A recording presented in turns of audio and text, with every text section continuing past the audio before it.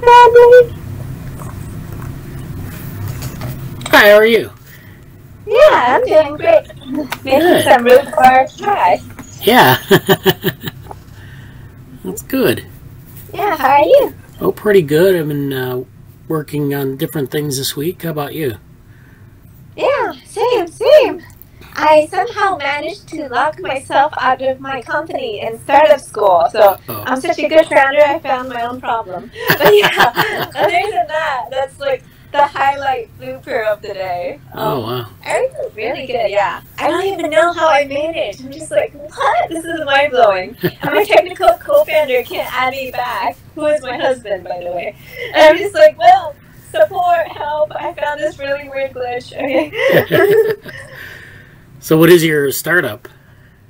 Oh, it's a website called iregret.it, and it starts off as an apology escrow, but I want it to be an entire restorative justice process for people who like want to apologize, or people who want an actual restorative justice process, like for people for whom the statute of limitations for civil court passed, or people who like maybe it's not that bad. An apology escrow is basically just like if someone wants to apologize, and if the other person wants to hear the apology, they can see it, and if not, then they don't, kind of thing. Yeah. So from like minor to big incidences. Yeah. How are you finding startup life? I am very happy. I am worried about value drift, so I read a little bit on that because I want like my focus to be altruistic.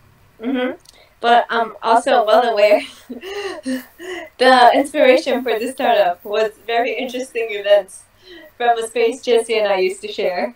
And like, basically, I'm also well aware that the business world is a kind of a scary place. So I'm reading up on value drift and stuff to make sure that like there is nothing that can like ever turn me into a bad person, you know? Like, do you ever think about that stuff? I guess you guys do because like the lab. Yeah, I mean, all the time. I think about like how you could do things better or worse. Like, there's a lot of that actually. Like, especially when you're sort of mentoring people or advising them in ways that are, you know, do you want to treat them well? Do you want to, you know, what kinds of things should you, you know, impart to them? There are just a lot of things there to think about. I think you're right. And, you know, it's even if you're not trying to make money, it's just a matter of, like, trying to set a good culture for the organization. So that's a big thing because a lot of cultures are pretty toxic.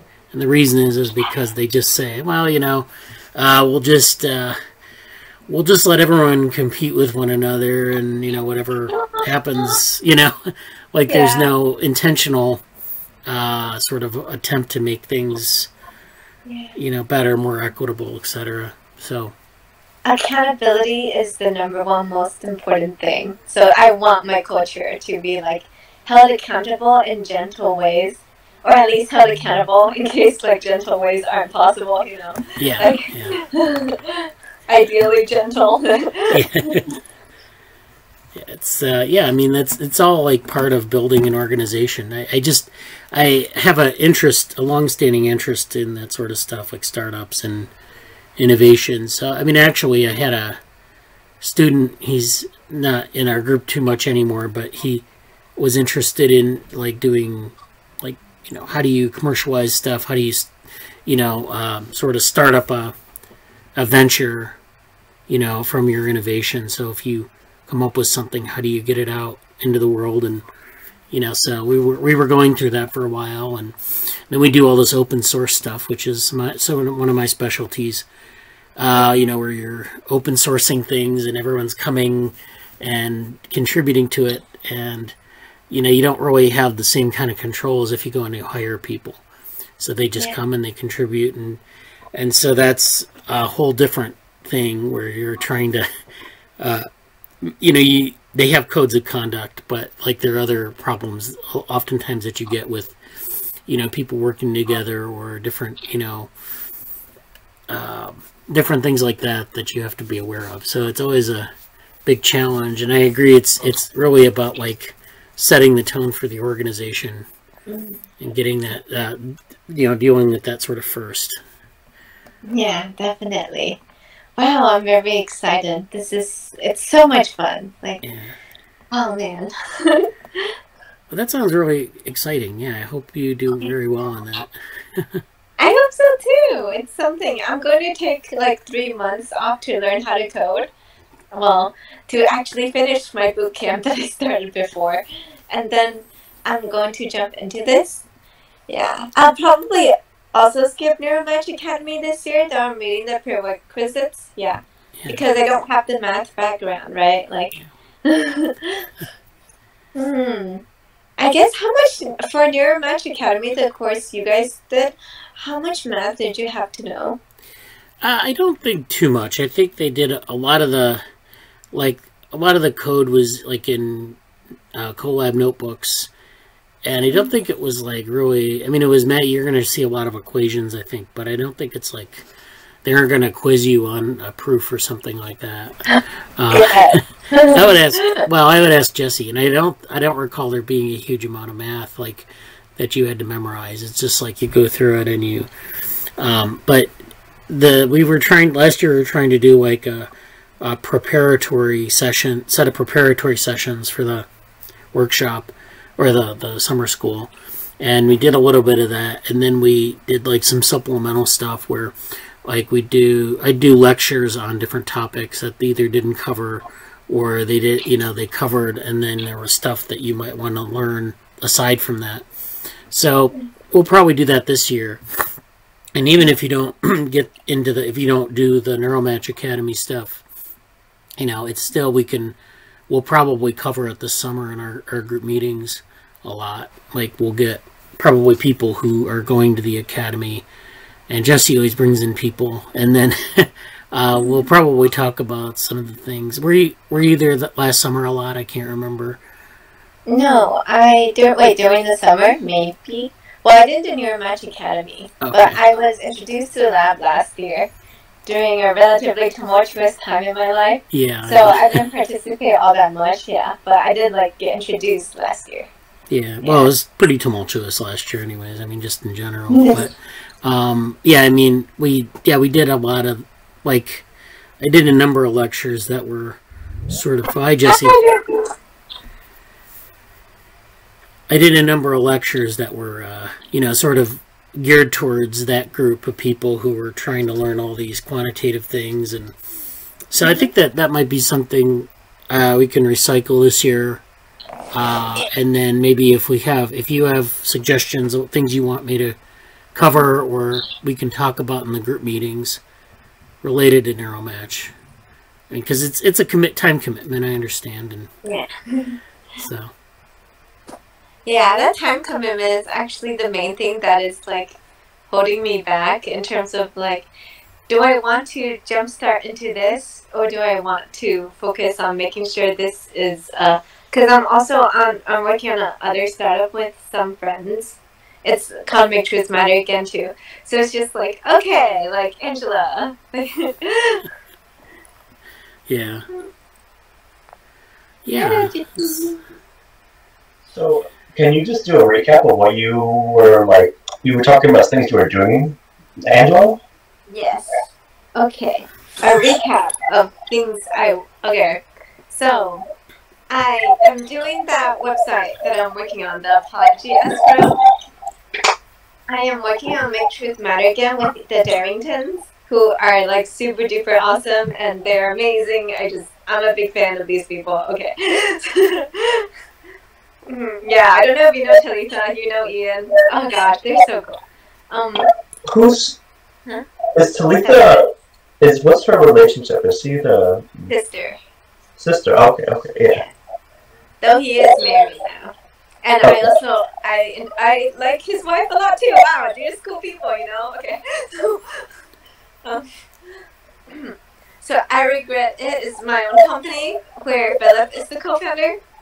I am also founders with Ian and Talitha, but it's mostly their idea, and I'm just a founder, kind of alongside them. Yeah, working on disinformation, stopping disinformation technology. Yeah, they're working on technology now so they can like sell the products and stuff. Oh, so they are trying to make, because I didn't know, all I knew was like the website, the Facebook group, and like they're trying to work on some like anti-bias like AI stuff, or what?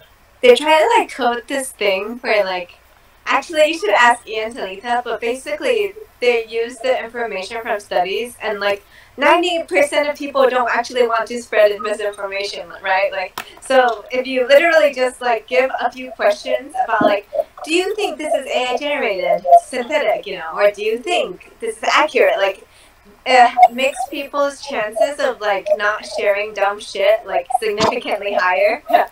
So just like small stuff like that for now, where I hope they can use for, yeah. You can ask Ian. He's the, I think he and Talitha, I'm not sure who is making it, but like that's what's currently being made. Yeah. Exciting stuff. Yeah. Yeah. I am trying to finish, I'm going to finish my boot camp of, so right now I'm doing startup school, and I want to still, you know, like talk to users and like see, you know, get people using the site, etc. Fix the site, yeah, and actually make the URL direct to it. Right now it's directed to Rosie's site because she's the web dev, and I want to, yeah, fix that up, talk to users, do my boot camp. I want to finish Venue's boot camp, which I started the first month, but then went to Colombia for the last 2 months, so whoopsie daisies, you know.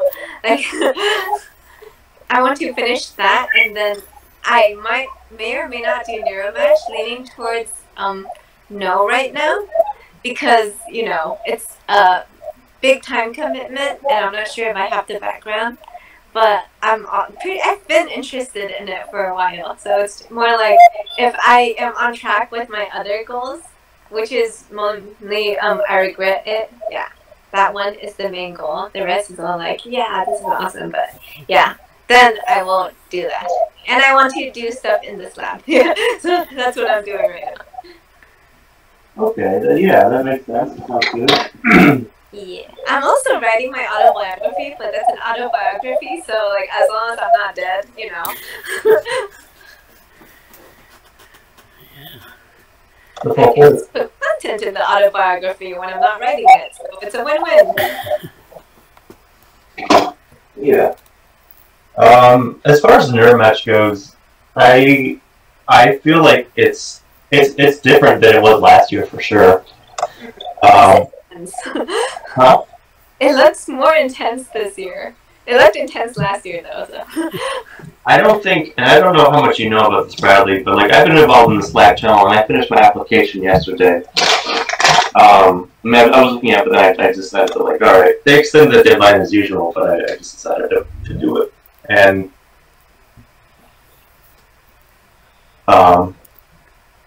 Krishna. Hey, Krishna. Hello.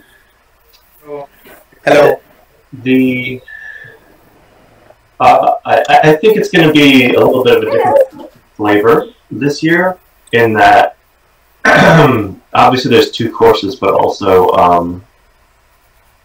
I don't believe they have an intensive or an observer track this year.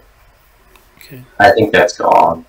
So that's going to like, I think that was kind of the majority of stuff. Maybe they do, but I haven't seen anything. The sign-up form indicated this is going to be intensive. You are going to have a TA. You are going to do this stuff. So I don't know if they're going to like unveil that later, but I haven't heard anything specifically about the observer track yet. Yeah, I don't know. Maybe they do it later, or maybe they just decided that people were not engaging enough. Yeah, I might ask them also. I might just directly ask them. I could see them potentially doing it. Hey, sign up now, and if you don't, you know, if you want to be an observer or whatever, or just like go to the event, they might just make the lectures open source. You know, like they might just do them live. I think they did that last year anyway. Hey, you can want to look at these lectures, you can check them out. But then like all the tutorial sessions and the one-on-ones are going to be kind of, you know, that is the intensive track, and that's what it was last year too. So who knows? But it is a time commitment, and it's going to be streamlined, and it is going to be. I think it's going to be a little bit more selective than last year. So I don't even know if I'm going to get in. But I did try to do both of them. And honestly, if I had to choose, I'd probably do the deep learning course because that's new and different. Yeah. Yeah. But we'll see. We'll see what happens with that. I actually applied for a TA position. Oh, you got it done? Yeah. Yeah. So. Yeah, I met with Krishna earlier this week about like applying for a TA position for the deep learning course, and so he put his application in, and he had to describe some. What did you end up doing? It was some tutorial type thing where you had to describe something. Yeah. So I was explaining multilinear regression and polynomial regression, and it was very different. Like I was very conscious when I was getting very camera conscious and nervous. I took nearly 7-8 cuts to make the video. I was fumbling a lot, but yeah, at last I made it. The video, and God knows I'll get selected or not. But yeah, the experience was nice. Yeah. Yeah. I think that's like really important to do that, and I hope it works out. And good luck. I think that's awesome. Yeah. Good luck. Yeah. So that's great. Well, I'm gonna start the agenda here today. A bunch of things. I'll ask people. I'll do the Slack review. I'll try to go through it a little faster this week, and then I'll ask people if they want to do an update, and then we'll do some other. We'll talk about some other things that we've got for the week. So let me share my screen. So this is the. You can see my screen. This is the Slack team that we have here. So we have a bunch of channels. I go through every week and check the channels and kind of discuss. So nothing new in bioevolution, brain organoids, Bradenberg vehicles, really nothing new there. Calls for involvement, nothing new. CGS group, we've got some new things. So I think the new thing here is that I finished, and I'm going to go through these slides later. I finished a draft of the presentation for the CGS stuff for the Cultural Evolution Society meeting. So we'll go through those, and I have a link in the CGS group channel. If you're not a member of this channel, you can join. Just kind of go through the channels and find CGS group and join if you want to. And this is, again, this approach called Contextual Geometric Structures. So, Cognition Futures, Jesse posted in this channel a bit this week. This is a paper I posted, Integration by Parts, Collaboration and Topic Structure in the CogSci community. So we have this talk that Jesse and I are co-authors on for the Cultural Evolution Society here, charting the future of academic fields. I gotta start with some of the slides here, just putting in these little visualizations, but we can flesh this out much later. And then, so actually, here's something Jesse can update us on. He had the Cognition Futures meeting this week. In onboarding, he talked with Anusha this week about some of our topics of interest and maybe fleshing out a sub-project on learning theories. And so this was delayed for it was supposed to be Wednesday, it was delayed to Thursday because there was a discussion group with Johan John on some interesting topics. And then he posted something on the structure of scientific revolutions. So you want to give us or do you want to do that now, or do you want to do that after I finish with the Slack update? I'll probably say more detail. I think Anusha is coming, but she might not be. She'll be here in like a few minutes. Just a general update. It was a really busy week for Cognition Futures stuff, and a good week because I've started. One of my goals for this week was just getting putting some structure to some stuff. Like I've had some important talks with Anusha about that, and also Erin Higgs, who shout out to Erin for finishing her last final. She'll be graduating. I don't know if she'll be at this meeting today, but she will be staying with the lab to do some things on the Ethics Society team ahead. And I talked to her a little bit about that. So maybe more about that later, but nothing right now. Anusha and I had I gave it was a dry run, and we did record it, and I think I'll refine it for like a more like public version. Yeah. But for like an in-house history of Cognition Futures, going back to Frontier Map and even what happened to Cybernetics, like I gave her that whole the whole enchilada, the whole 9 yards, or whatever you want to say. Like we went through that, and that was good.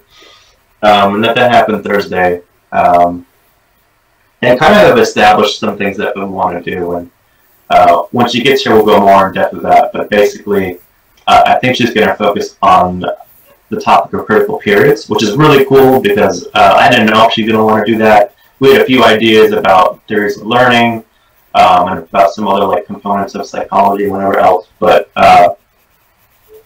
she ended up choosing critical periods to focus on, which is awesome because I think I was looking through the Discord again and going through that stuff, and we can talk more about that when she gets here. But there's a lot going on this week, and I think it's starting to. One of my major goals right now is just like trying to provide some structure to some of the projects that I'm in charge of, because I want to do that. As I think everybody here knows, like it's going to be a really busy summer for all of us, and especially for me in the sense of things that I want to do. So I'm trying to get structure in place now, so that way it endures through the summer. And there's been progress on that front. So that's the short version of things. And more, I think Anusha will be here in like, I don't know, 5 or 10 minutes, she said. So okay. I might say more then. Okay, well that sounds pretty exciting. Yeah, that's, let's talk about that in a little bit. And I'll go back to the Slack update here. So we have, that's Cognition Futures. Collaborations, nothing new. Conference materials. Oh, this is the deadline for the video and slides for Cultural Evolution Society. So this is the thing that we have two things: the CGS and the Cognition Futures thing, and then the deadline for the talk and the recording of the talk is the 21st of February, or the 21st of May. That's I think 2 weeks from now or so. And so we have to submit a 12-minute video and PDFs of our slides. So basically we have to finish the slides, cut a video, and then post them, I guess, we'll probably post them to the lab YouTube channel, but we'll also post them, we have to send them to their link here. We have to submit it. So that's that. And that's in advance of the conference in June. So then I think I had this thing I posted on Network Science, this talk that I gave at NetSci 2017, NetSci Reg, which was a satellite of NetSci conference. And so if you want to check that out, that's on cybernetic representations in suboptimal regulatory systems. That's actually something we haven't talked too much about. We talked about the Cybernetics project, but I almost forgot that we had done that presentation. I did that with Rob Stone and some other people, and so that was something that is a bit old, but we can, if you want to look at it and talk about it, that might jumpstart some of our cybernetics conversations. Data science, nothing new in that channel, although we have the Summer of Data coming up this summer. Developmental AI, we have a couple of things in here. Jesse put in some links, and then he also put in a thing on from Johan's group about beyond the connectome, the dynome. So this is beyond the human connectome. This is about brain function and how dynamic brain function is sort of an omics type thing. That may be an interesting article to read. Then this picture of Waddington's Canalization. So we've talked about this with respect to the developmental AI stuff. And this is, again, for those of you who don't know, this is and if you've attended the DeviantWorks meetings, you've seen this a number of times. This is the landscape metaphor for development. So this ball at the top is sort of a single cell embryo or some sort of agent at the beginning of its development. And then it rolls downhill, and it rolls down one of these canyons or channels, or what they call canals, I guess. And that's why they call it canalization. You could call it channelization, you know. And it just, this ball finds the path of least resistance and rolls down. And, you know, you can see here it would roll down this way maybe, or this way. It's a matter of chance, or, you know, interactions in the developmental program, and then you hit another bifurcation point where you either go down this path or this path. And so the way you can also think about this is as a tree, where this is the root branch, and then these are the branches that branch off at different branch points in these different places. And that's all managed by this network of genes underlying the landscape and switches that involve gene expression and alternate forms of the phenotype. So that's what that's about. And so people have actually worked this out mathematically to some extent as well. You know, it's probably more than we're going to go into here, but, you know, I'd like to keep this conversation up. There are also some other slides here that Jesse grabbed from the presentation on adaptive response and trajectories versus states. There's some interesting stuff going on with the Johann John is I think a dynamical systems cognition person. So there's definitely some exciting crossover stuff going on there. Did anyone want to say anything about that, or? Okay. So that's that. Let's see. Ethics, Society, and Tech, I think, had a couple things. Sorry, I was a bit muted there. Oh, okay. Basically, I might share my screen quickly here. Also, side note, I'm taking more stuff. I'm using Notion again in probably the better way to use it as just a place to store all of your notes, and then sharing it selectively rather than trying to make it like a website per se. So just an update about the Johann related stuff.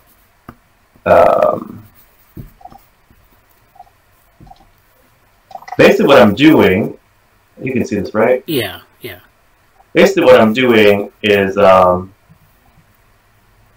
created some notebooks for that. I don't think, as you guys know, I made a whole Google document on all Kreisak's talk last time. But this time I've started collecting a bunch of this stuff, a bunch of slides and some discussion. And what's cool about Notion is like I've directly transported some really quickly handwritten notes from my iPad, and I use a different app for that, but I really do just copy and paste it in here. I'm creating these documents, and this is kind of an unrefined thing, but this could really be made into refined notes. So I'm kind of using that as a way to do it. But really quickly about Johann's stuff, this meeting was mostly a synthesis, recap, and synthesis of previous talks. In a month or so, Johann is getting a book by,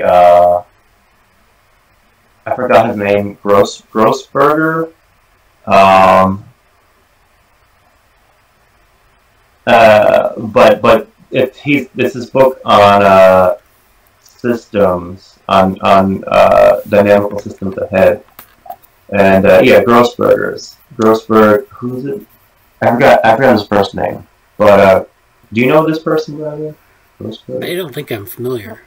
Okay. I don't know, but the last name, if it's German, means big citizen. Okay.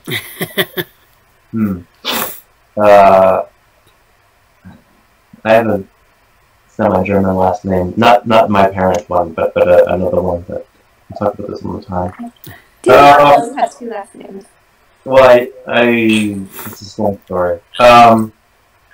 So we talked about the canalization, and one of the interesting discussions here was about how is there a good slide on this? The trajectories versus states. I don't know if I can pull this up. Trajectories versus states in the sense of, are there ways in which the brain functions in like almost a trajectory of development of going through certain things, or is it state-based? Because it's not, there's a lot of debate about what parts of the brain is this the vision part of the brain, or this the sensory motor action, like there's sort of categories, but there's also maybe not. And Johan's had quite a few. I don't know if I have any slides easily accessible from the previous time, but let me check something really quick. Like Johan was talking previously about how there's sort of an alignment of different, I can't seem to find them easily, but just how there can be some variation in things, basically. And a lot of discussion about trajectories and states, quasi-stable flows in the perception-action loop. That was an interesting thing. There was talking about bearage, liking versus wanting, and going through each of these things in terms of whether these are stable. And again, this makes me think it's in quite a bit. Part of why I'm trying to take notes is so that way when he comes back, you can dive into this stuff, because I think this stuff is like super allostatic related to me, and I took some notes here about this. It's hard for me to read these the way I copied over here, and my handwriting's awesome anyways. Let's see. Sequence stuff, affordances. There's a lot of interesting. Well, it wasn't directly mentioned in a lot of these things, but the way affordances came up in these talks was very interesting, and I've been listening to a few things this week about that don't really mention affordances, but sort of like one thing I asked Anson was, do we know anything that talks about memorization of affordance types, like creating in your mind classes of affordances? Things that you could do, because that's sort of like to see a space and to know that you could, hide in it or whatever. That there has to be something that's related to, some attachment of your physical sensory motor activity, and then maybe not a representation, but depending on what level you're at of, cognitive capacity, like your ability to sort of remember and anticipate affordances. That's part of an ongoing line of inquiry, I guess.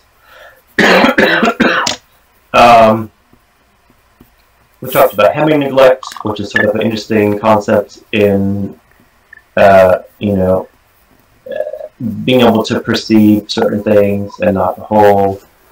There was an interesting thing about critical periods, and how there's a certain, this is another thing to mention, like there's a certain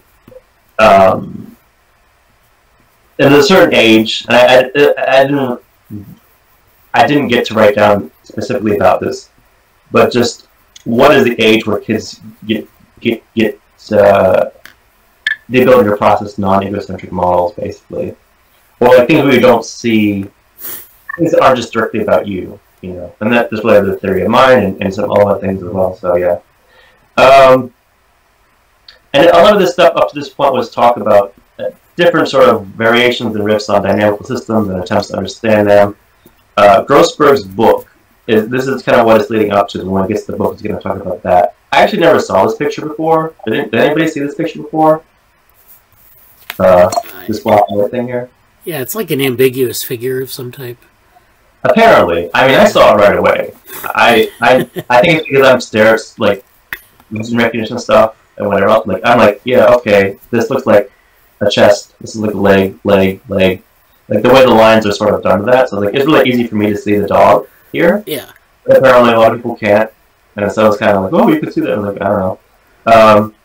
But that was, you know, the vision and the boundaries of objects, and then this was interesting. Seeing with boundaries. I think this is actually quite interesting regarding Affordances as well. But you know, you can see the square. There's no square drawn here, but the way these things are aligned, you can see it. Same thing here.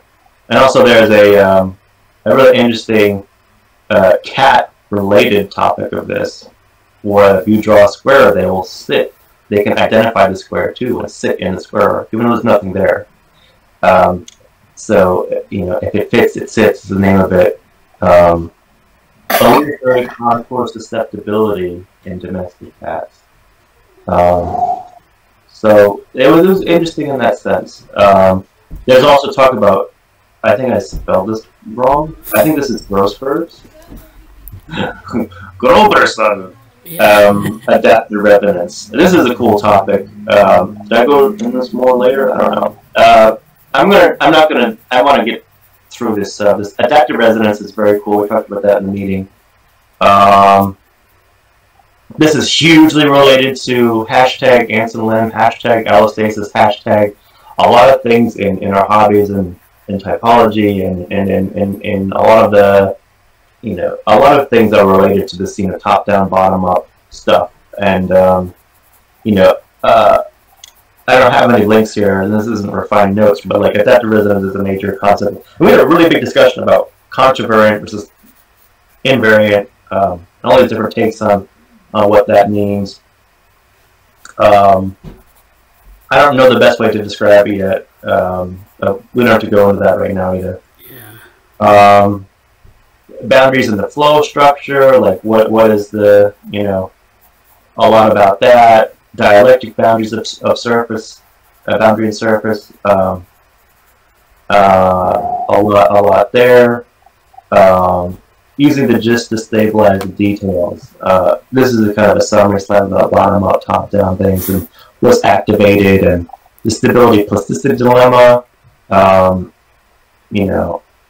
Catastrophic forgetting. We talked about this in, like, you know, why is machine learning right now extremely brittle? You know, because if you change some of the things, it doesn't work. It's catastrophic. It forgets. It doesn't work to rebuild it each time. And the different variations about that, and, you know, discussion about that. Neural cooperation competition and how, competitive queuing and which state comes up and which state kind of activates others or blocks activation. I think that's pretty much it. So I'm just doing kind of an overview of stuff that was talked about here. Yeah. Bunch of nerds here. Predictive remapping focused discussion was really cool. Predictive remapping is a really cool topic. Look into later. And then we closed, I think, with this interesting talk.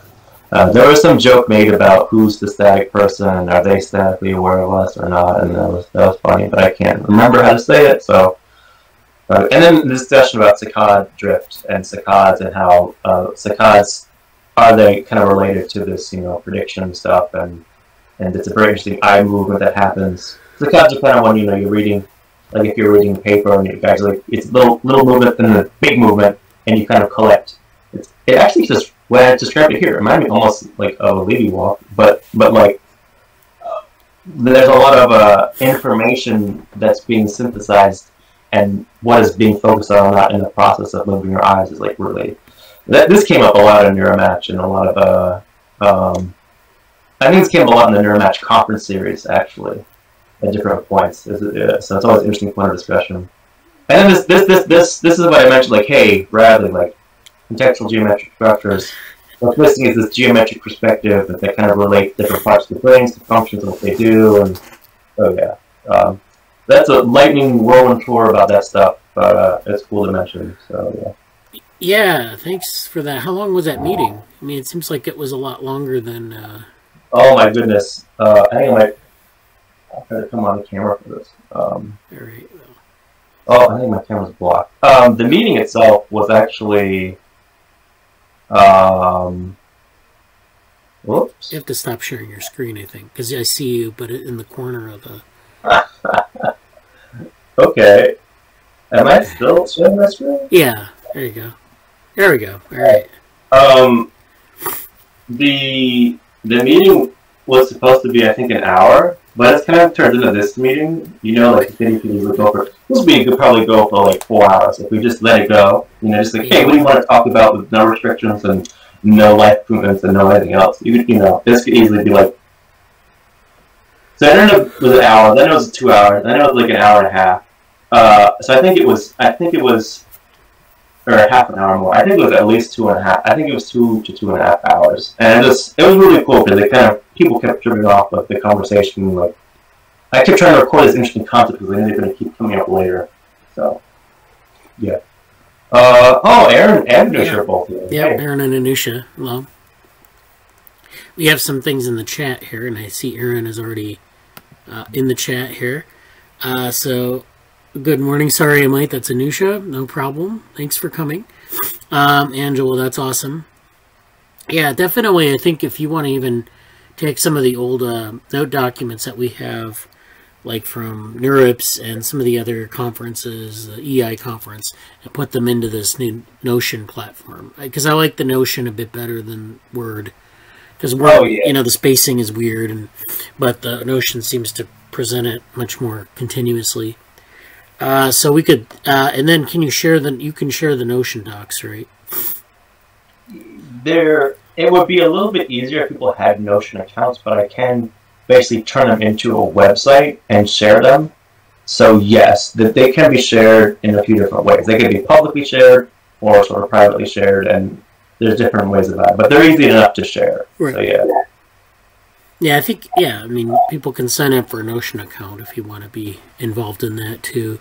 I think they don't cost anything, so.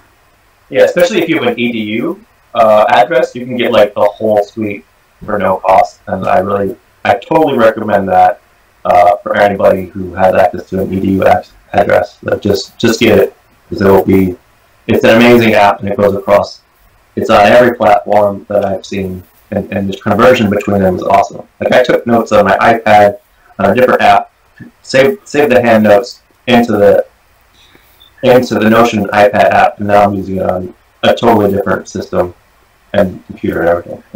So I really recommend it. And organizational and search features are great. So if we have a discussion point, I don't know if we'll do this today, but like I keep meaning to make a video where I kind of do like lab tools update of like how we're using GitHub, how we're using ZenHub, and Notion, and taking notes, and just like a tutorial on how to do that. So I mean, we probably won't have time for that today, but like reminding myself, there's probably a video to be made about, hey, tools of the trade right now. So yeah. So Erin had this quote: Piaget's classic experiment on egocentrism involved showing children a three-dimensional model of a mountain and asking them to describe what a doll that is looking at the mountain from a different angle might see. Children tend to choose a picture that represents their own rather than the doll's view. By age 7, children are less self-centered. However, even younger children, when speaking to others, tend to use different sentence structures and vocabulary. This indicates some awareness of the views of others. So this is like the thing you were talking about with... measured models. Right. So Jeff was asking about, or mentioning, wanting to know about the stage of egocentrism and how that might sort of shift. And I think I would just sound a note of caution when we read these things. I had to do this when I was going to be a teacher years ago.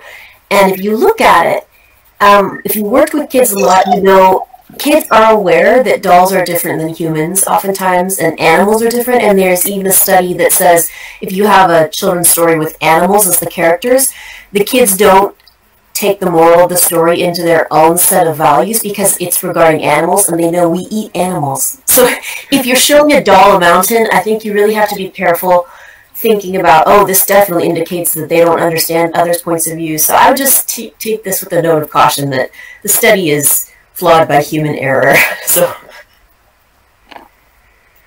yeah, definitely. Yeah, and then I think that's a good study to look at in that context and finding other studies that, you know, maybe better address.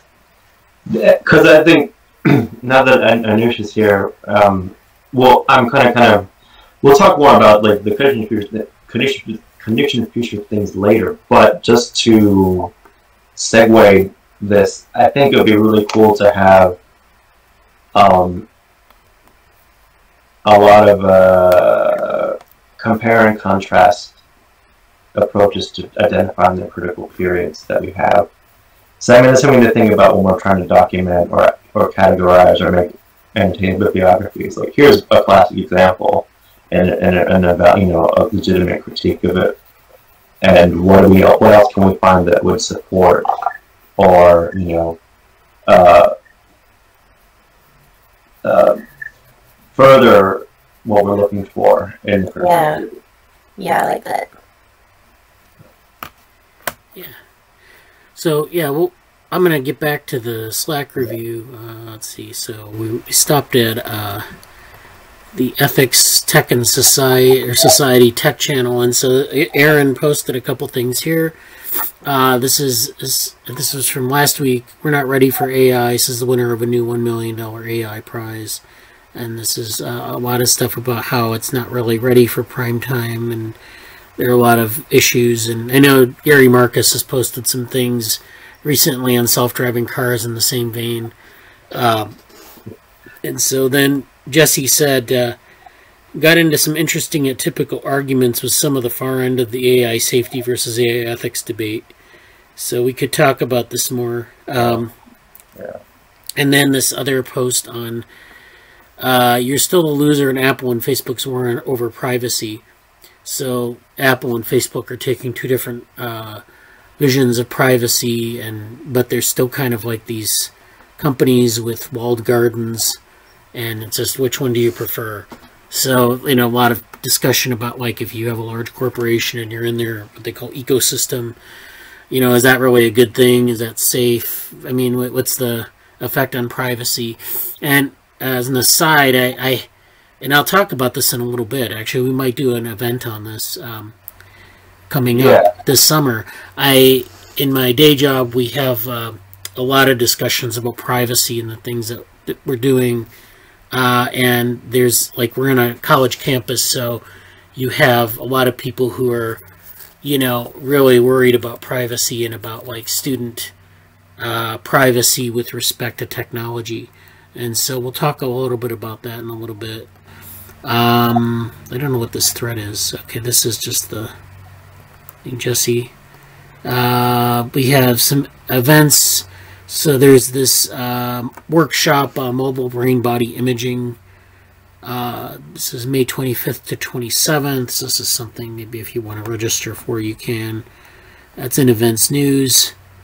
Also, I think IMCL, which is the International Conference of Machine Learning, that actually was happening last week or coming up. I don't really know when this is. I think ICLR is happening. Okay, ICLR. I don't know if Rishab. I asked him about it, but I don't think he replied. I saw he was. Excuse me, that he was there on Twitter. But I don't know. He didn't reply. I messaged him, but he didn't reply. Like, you know, I was there last year and there was cool stuff, but I kind of missed. I had no chance of doing this week, which is not happening this week. So I hope he comes back and kind of gives us a little bit of what he thought was cool. Yeah, that would be great. I'm not able to attend it this week, but I know it's happening. I was a little confused. There are so many acronyms here. It's like, but am I still? Yeah, okay. But anyways, yeah, this is something. The machine learning conferences are happening this summer, so you'll be. And then there's of course NeuroSim in December, so that's come in there. I think keep your eye out for some of the workshops related to NeurIPS if you're interested, especially in stuff like privacy or in AI ethics and things like that, and some other topics too. But those usually come up. The calls for those come up in the summer. So yeah, there's definitely like ICML has stuff about that for sure, and also NeurIPS is going to have a lot of.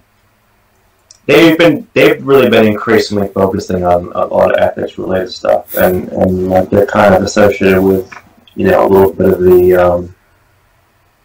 a little bit of the there was a lot of drama last year because they just fired Timnit Jabru then, and she was a key part of NeurIPS and the different like Blackbox AI and Reductionist AI workshops. So a lot going on there, and I think one of the things we can aim for with like the tech and society and ethics stuff is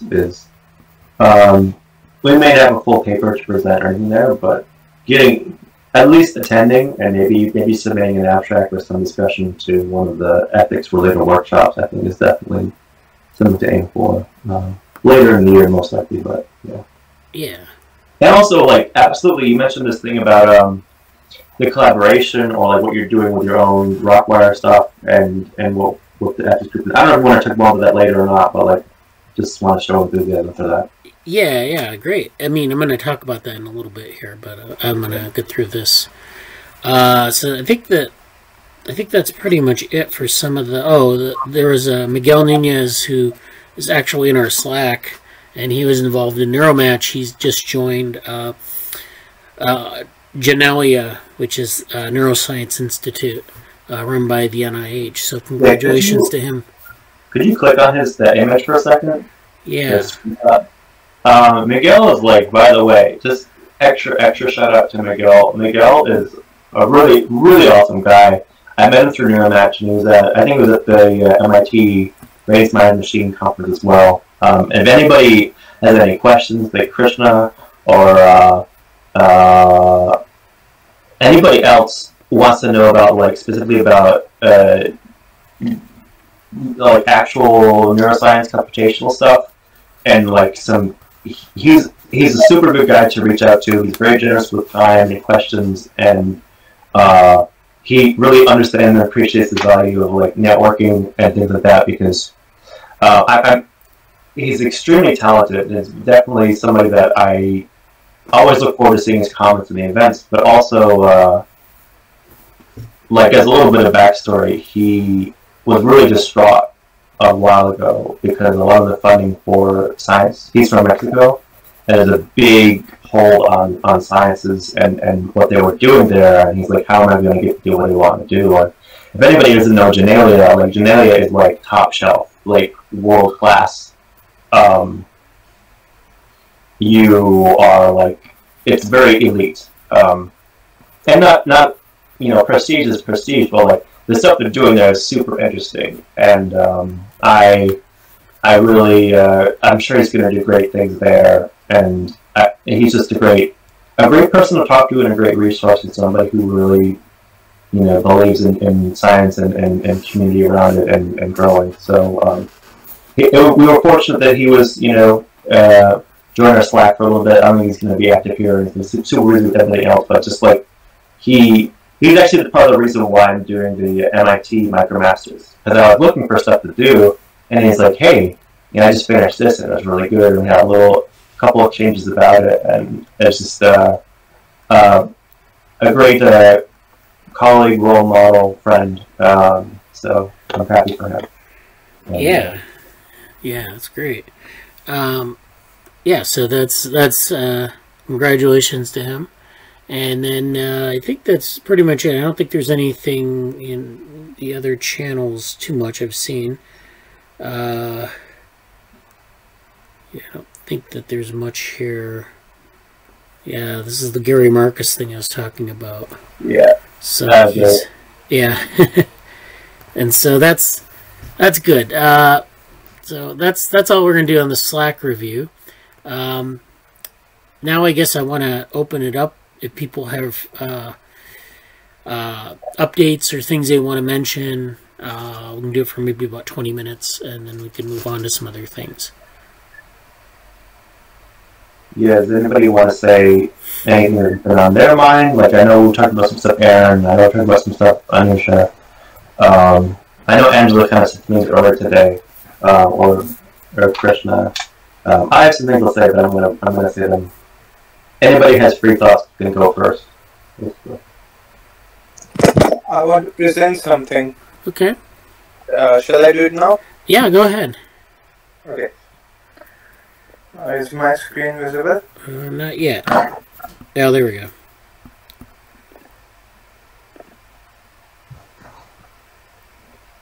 So,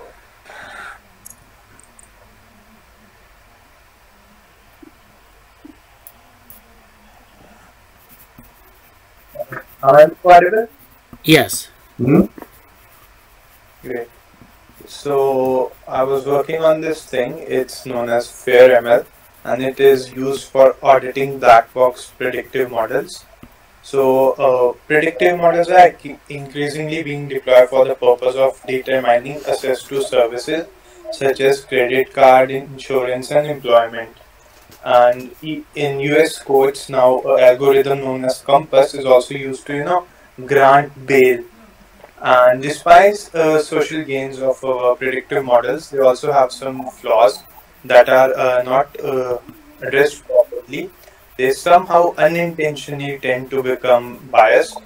Religion, gender, sexual orientation, and characteristics. So I come across this toolbox, a Python-based toolbox known FairML, which can it can somehow help you to find that whether this algorithm is tend to becoming biased or not.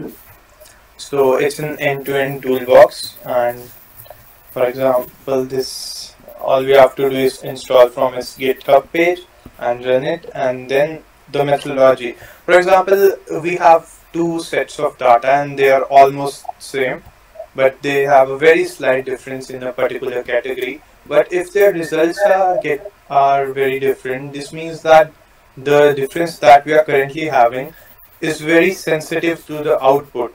For example, if the crime committed by the person is same, rest everything is same, you can say the degree of crime is same, but their races are different, and one is getting bail and one is not getting bail, that this means that race is playing a very strong part in our algorithm, and this can be addressed by finding out what are the categories that are making that difference, and then this thing follows garbage in, garbage out pattern. If we are feeding it with wrong data, wrong output will come. So we take the input, we run the algorithm, get the output, then we change few parameters of our input, and then we compare that how much they are varying. This is the code demo. This is the result. So something like this was run on the Compass algorithm that is currently used in many courts in USA for granting bail. So results can be found were found like race was playing in part. It was not intentionally added, but just like humans, our algorithms tend to pick up something that may not have been consciously added, but yeah, just like this. So these are the references. These are the blogs, and this is the GitHub repo. So when it was found here, when the results come, we can see like variable 1, race plays a big part, and then there comes variable 2, that is something like date of birth. If it plays a great part, it's something that should not be very importantly be used by our model. So these are the things that can be filtered out. Like yeah, that's it. Thank you. Oh, yeah, thanks. I had a question about the method. So is it like some sort of like decomposition technique, or like a principal component analysis? What are they doing exactly? Yeah, they are not exactly doing principal component analysis. So they are using this black box predictive algo. Okay, Jess is raising hand. Oh no, I was just saying goodbye to Angela. Okay. Okay, so this is also kind of known as A/B testing. So we take similar data and we variate its different components and see that which of the component when being changed creates the most effect. For example, I take your profile and God forbid that you are in court and it is predicting that you should be getting the bail. Then I change all of your components. For example, I try to change your age, I try to change your race. And if when all the components are changed, we tend to find that which one is the most sensitive component, and we report it. And then should it need to be sensitive or not? For example, your bail should depend upon your crime, not upon your age, race, or any orientation. So it's not exactly like principal component analysis. It's kind of like A/B testing. Yeah, it reminded me of like, okay, if we change this, yeah. Okay. That's cool. That's great, yeah. Any other questions? I'm going to go to the chat here. Thank you, Krishna. Okay, yeah, Angela had to go, so thank you, Angela, for attending the meeting. This is so important. Yes, this is very good. I think it would be really cool to like, create some a toolbox of like algorithms and you know, programs or whatever to it's sort of like the AI ethics,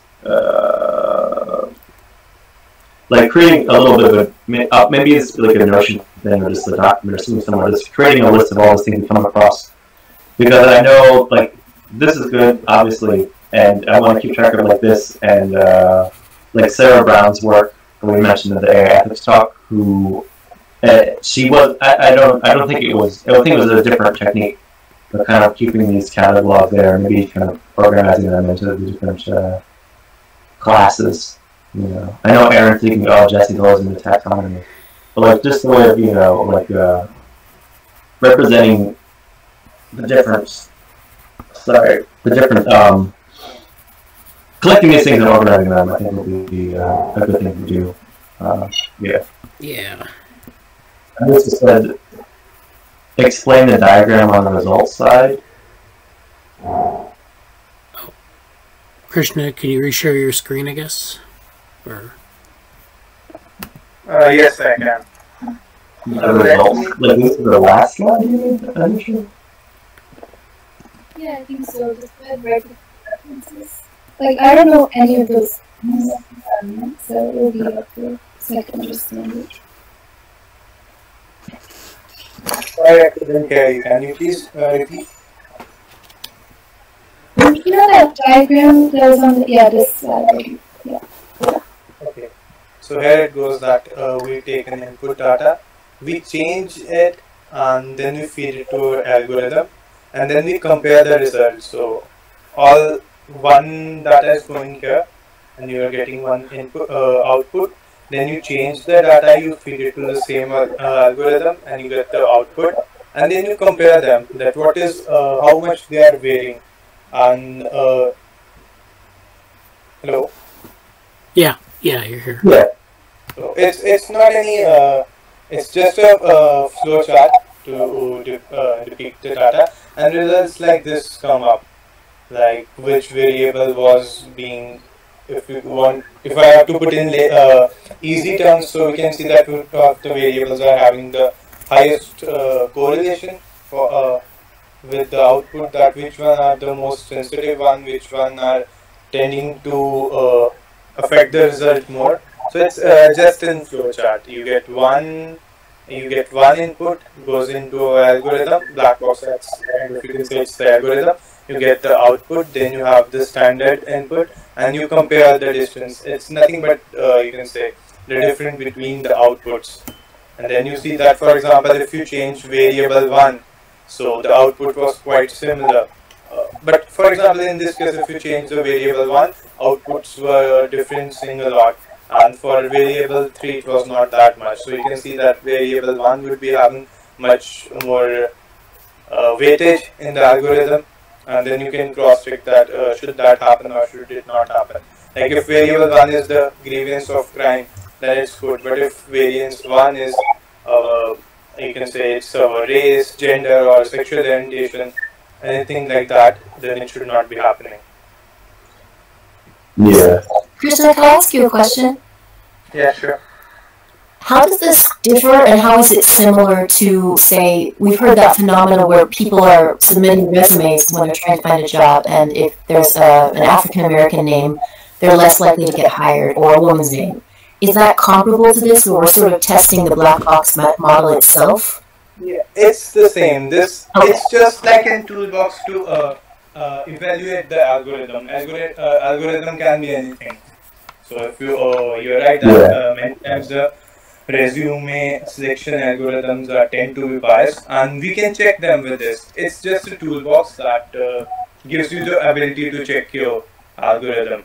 Great, so we're just testing whether or not our algorithm is as precise as we'd like, or if it's kind of slanted bias. That's great. Yeah. It looks like it's kind of a way to try to fish out, because a lot of I may be a little bit more background to be like, when you have black box models, you don't really know all the details that goes into how the inputs, what goes into an output.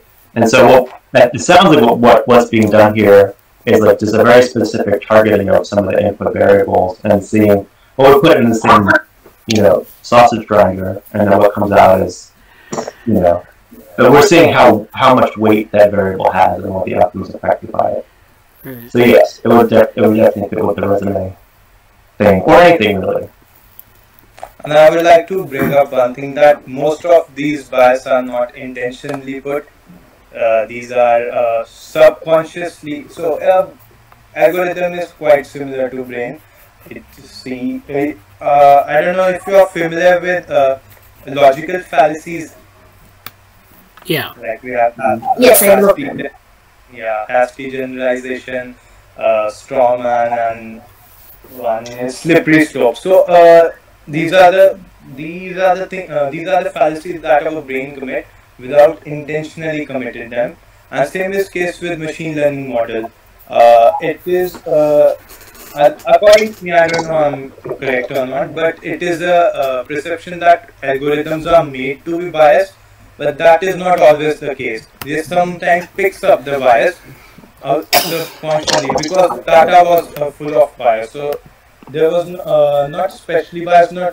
Bias not something that you can specially add. You can add it, but it is not. In this case, it's not specifically added. It's just pick up from the data. So it's garbage in, garbage out. So even a person designing this kind of algorithm, if he has no intention of making it biased, but the data given to him is biased, he will pick up the bias. Right, like for instance, that was a beautiful case in point where some people might say, even if a person is not intending to, she, whereas you're used to he, so you said he. Yeah. So, yeah. Yeah. Yeah. So, he or he. Apologies for that. So, this is also a case of unconscious sexism in the language. Yeah. The literature that I have been reading for years is generally tends to use the word he.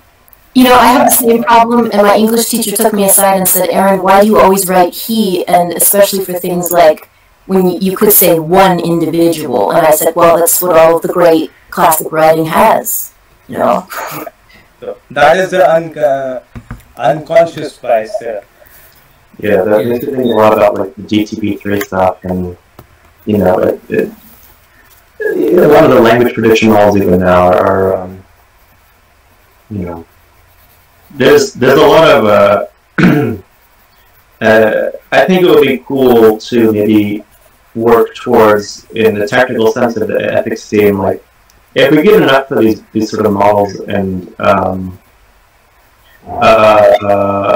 like toolkits, basically putting them together and maybe creating like a recommended suite of practices that we could like start helping. There's different levels to put things in, but like if you just have data, here's a set of tools that are. I'm sure there's something out there that recommends like a best practices set, like a set of tools that would help you like clean or like detox or debias the data. And I think I'm really happy to see that there's kind of, I'm happy to see that there's more talk and interest in building on that part. Because I think that's to know. It's really easy to say, we need stuff about, we got to fight AI bias, but kind of getting into the nitty gritty, like the technical components of it, and just seeing what's out there and doing through them is great. So I think that's invaluable, and when I say that you're really into taxonomy, it is with some respect. I just notice it sometimes, but other times it really is, I see how useful that is. It's really going to affect people's ability to join in. Yeah, and hopefully contribute to it. So. Thank you, Krishna. Yeah, thanks. And this technical toolbox are very helpful because in theory we all know that there can be chances of bias, but you really need some code to tell you and help you correct it. That's the practical portion. Thank you. Yeah. Good. Let's see, we have one more comment. That was very helpful. Thank you, Krishna. That was Anusha. So, we have anyone else? Did anyone else want to have anything to say about anything before we move on? Yeah, I gave a shout out to Erin earlier. Congratulations on the finals. So good job. Do you want to say anything? Any updates on your end, Erin? I know Anusha and I are going to talk a little bit about Cognition Futures stuff ahead. So anything you want to say? Very nice to be done, and thank you for the congratulations. That was very kind. Yeah, thank you. That sounds good. What are your plans afterwards? Do you know yet, or are you? Yeah, I have some interest in going into data analytics, and I really enjoy research. I'd like to keep going in that vein, I think.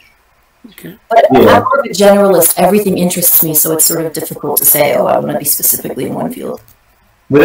I won't go into too many details, but I had a nice conversation with Erin yesterday, and it was basically just, I encourage her to do stuff for the lab and the ethics team and keep developing that route, because I could totally see Erin going down the route of like being a data analyst and kind of like maybe a consultant that goes places and looks at their data processes and tries to de-bias them or bring some progressive, forward-moving element to it. So like I figured getting some data chops and then maybe if we can continue to work on some things, keep the academic side and research side up here in the lab of what we're doing. I feel like that's a really, I could totally see you doing that. So, thank you. It might not happen, but I feel like that's a clear path of, things could go down. Yeah. So that's a good segue to mention this summer, what we were trying to do this summer. And Jesse's kind of planning out a summer of data for himself, but I told him, we should do this lab-wide. And then in conjunction with NeuroMatch, which some of you will be participating in, maybe we'll try to do some more practical things, the data analysis, both in the meetings and just kind of in the group. So, that's a good plan forward. I think that would be useful for Erin and Jesse and some other people.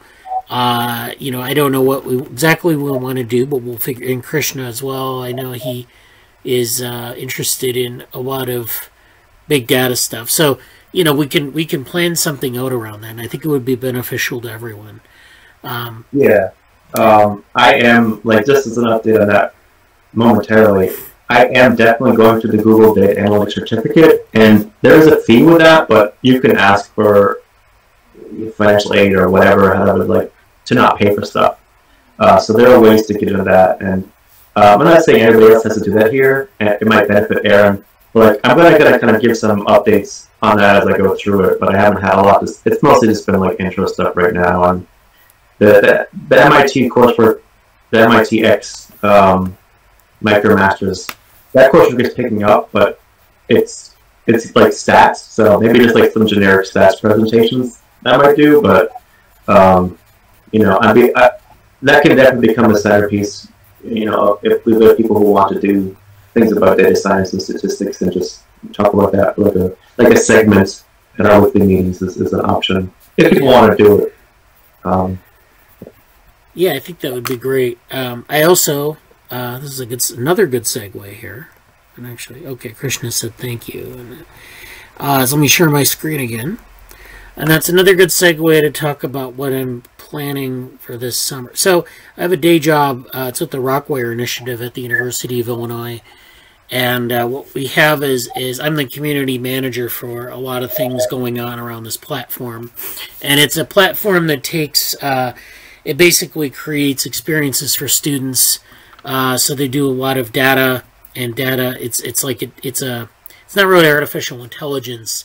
It's more like a data middleware system where they have different building blocks that do certain things, like it can create like course schedule interfaces and scheduling interfaces, and for like schedules, you can manage your schedule, or you can like order food, or you can manage, there are a whole bunch of different things. And we're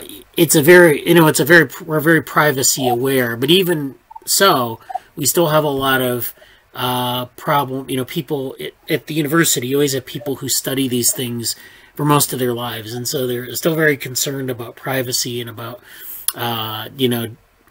those sorts of things, and with good reason, because you want to make sure, especially if you're at a university, that you have operate to the highest standards. And so one of the things I'm trying to plan out is a series of public events to engage students and to engage the public in some of these issues. And so this is one of the things I'd like to do. We talked about this actually a couple weeks ago with Krishna, and Krishna had mentioned that maybe we can do like a conference or something. And now this is a time commitment, but this is something that I think would be beneficial to people. So this is a data privacy and stewardship, and I don't know if this is going to be the actual title yet, but it would be like a mini conference and workathon. So the idea would be we'd have like maybe on a weekend, or maybe like during the week, like pick a time where we identify people in advance, and they do like topical deep dives into some topic. And then, it might have to do with like mobile devices, it might not. But, basically we think about these issues in advance, pick some topics, and then different people want to be involved. They would do like a deep dive into some topic. They could review technical approaches, kind of like what Krishna did with his presentation. Or we could create something in what we've been calling in the orthogonal lab group here, epistemological directories, which are these tools that help us organize certain topics by like major themes and by their history and all these things. So we can do this at some point in this summer. I want to gauge interest in it first. I'm going to advertise it maybe in a week or two when I kind of get it, think about it a little bit more. But I just wanted to preview this here to this group to make sure that people are aware that this is going to happen. Maybe we can get some people from this group if they want to do something, and we can have this conversation. And I think it would be valuable both from the standpoint of like AI ethics, but also from the standpoint of maybe engaging in some of the open issues that, I think it's useful to talk about these issues publicly so that people aren't, always wondering about like, I think that there's this issue of transparency. And so I think this engagement is both, improves transparency, but also it improves our understanding of data and how it's worked with, sort of how the sausage is made. So that's something that I don't know who is interested in that, but it's coming up. And I am. Okay, yeah. Well, I'll keep working on it, and I'd like to get like a group of people from like maybe from our group, and then maybe some people from the university, which has a lot of people in like computer science and tech. And so there's a good, I'd hope to get a mix, but we'll talk about this later. So yeah, Erin is interested. So I'll send out some materials later on that. I'll keep you up to date on that. Yeah. So then, just quickly, just very, I don't know how many people are aware of this. I know Bradly's seen my CV, but like, I'm 99% sure that I could get somebody from my former department, which if nobody knows, can you see my screen now? Yeah. is literally called the College of Emergency Preparedness Security and Cybersecurity. Oh yeah. So like, there's a bunch of people who'll be happy to talk about cybersecurity, privacy. It's very associated with the there's a lot of overlap between the New York Celebration of Women in Computing folks too. So like, there's a lot of people who are, there's just a lot of stuff there, and having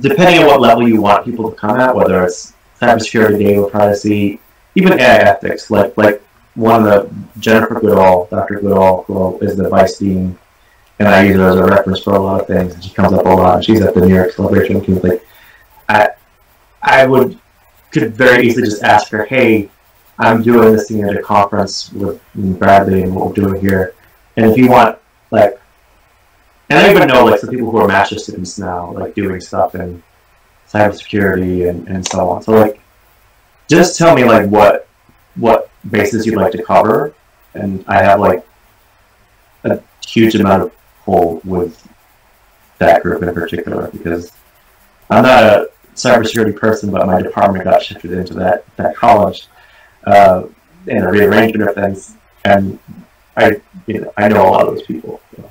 Yeah, that would be great. Thank you. Yeah, we can definitely. I'm gonna keep working on this, and I'll give you an update. Ooh, Krishna has experience as well. Yeah, Krishna. So yeah. Before coming to deep learning, I was working in cybersecurity. Okay. Yeah, that's good to know. There's definitely some overlap of, like, ethics and things, cybersecurity. Well, like, I keep hearing about these things, and how, like, America's attempting to kind of be a little bit more progressive. Like, this is a side note, but, like, there's, like, now an office of, like, artificial intelligence or something, some big government thing, and I went to the website and looked at it, and then I messaged them, and I sent them this message. They had, like, a contact us form, and so I did, and I was like, hey, I'm gonna be, there's, like, a different tab. What do you want to focus on? I'm like, how about education, workforce? And I'm like, oh, are you guys offering any, like, scholarships or fellowships or ways to, like, engage stuff and facilitate that? And they're like, no, sorry, we don't at this time. We don't have to do that. But it's like, it's like they're trying to look like they're doing something. But I really hope the United States does more with artificial intelligence, and especially cybersecurity. Like they're talking about it, and there's a huge, like, people at some of the events I've had this week for, like, the career fair. I don't, maybe I'll talk about that later, but maybe not. But, like, there's a note. People know that they need to have these armies of, like, cybersecurity-oriented people, but is there going to be enough in time? Yeah. Yeah. Well, unfortunately, a lot of our sort of AI stuff comes from, like, DARPA, which is actually, like, their imperative is, like, military applications. So, I mean, like, you'll get stuff like, well, we want to do something for the military, but, like, AI, of course, is much more than that, and we, actually, I mean, a lot of people may view that with suspicion. So it's like, having something that's sort of separate from the military, maybe, separate from corporations even, because you don't want to have, certain corporations' imperatives cloud what they're trying to, get behind. And, this even goes, there's even a politics in, like, funding in agencies where, like, the NSF, their funding imperatives shift maybe with trends in the field, but also that leaves a lot of people behind where, there are things that are still important, but they're not necessarily trendy, so they get the short shrift. And so, there are a lot of issues with, like, how is this supported by, yeah. Yeah, and this goes, like, the macro level version of this is, like, China and their massive, like, we don't care about your rights, we have your data, and we're going to fund what we want to fund, versus, the West trying to kind of organize this. Like, sometimes, I mean, we the United States had a very discombobulated attempt at managing resources for a pandemic. And, you know, how we're going to coordinate, like, national security implications for cybersecurity, like, it's tough. It's tough. And I'm not trying to bag on any particular part of the world, you know, but it's like, I think this is not just like a political conversation. This is like, how are we going to do these things? And as you're someone in these career paths, how are you going to understand the pressures and the limitations of the funding and the career and the training you're going to get? Like, this is like, I think so much of this talk gets put in like, oh, it's just political talk. Like, no, it's not to me. Like, this is like actually stuff that affects career trajectories and skills that you're doing. From what you were saying too, Jesse, strategically, like, I believe in the recent forays into U.S. companies, they also, some Chinese counterintelligence were looking at universities, so it kind of plays back into what Bradley was saying with privacy. Yeah. Oh, yeah. So networking is familiar to them. They know, like, the largest businesses, the employees there, and potentially students or staff at universities, and we're getting mapped right now, probably. Yeah, there's a lot of that for sure. So yeah, you know, we cut a promo right now unintentionally for why that workshop's important. So, yeah. Yeah, so let me move on here. I'm going to go over a couple of things. I told you earlier about the Cultural Evolution Society stuff.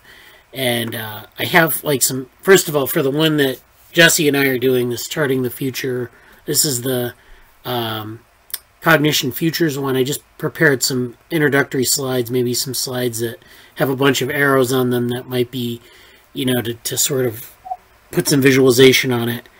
And then here's the abstract. So what we need to do is we need to take the abstract and stretch out different parts of the abstract. So like this first part, this motivating part, we need to maybe create 1 or 2 slides on that.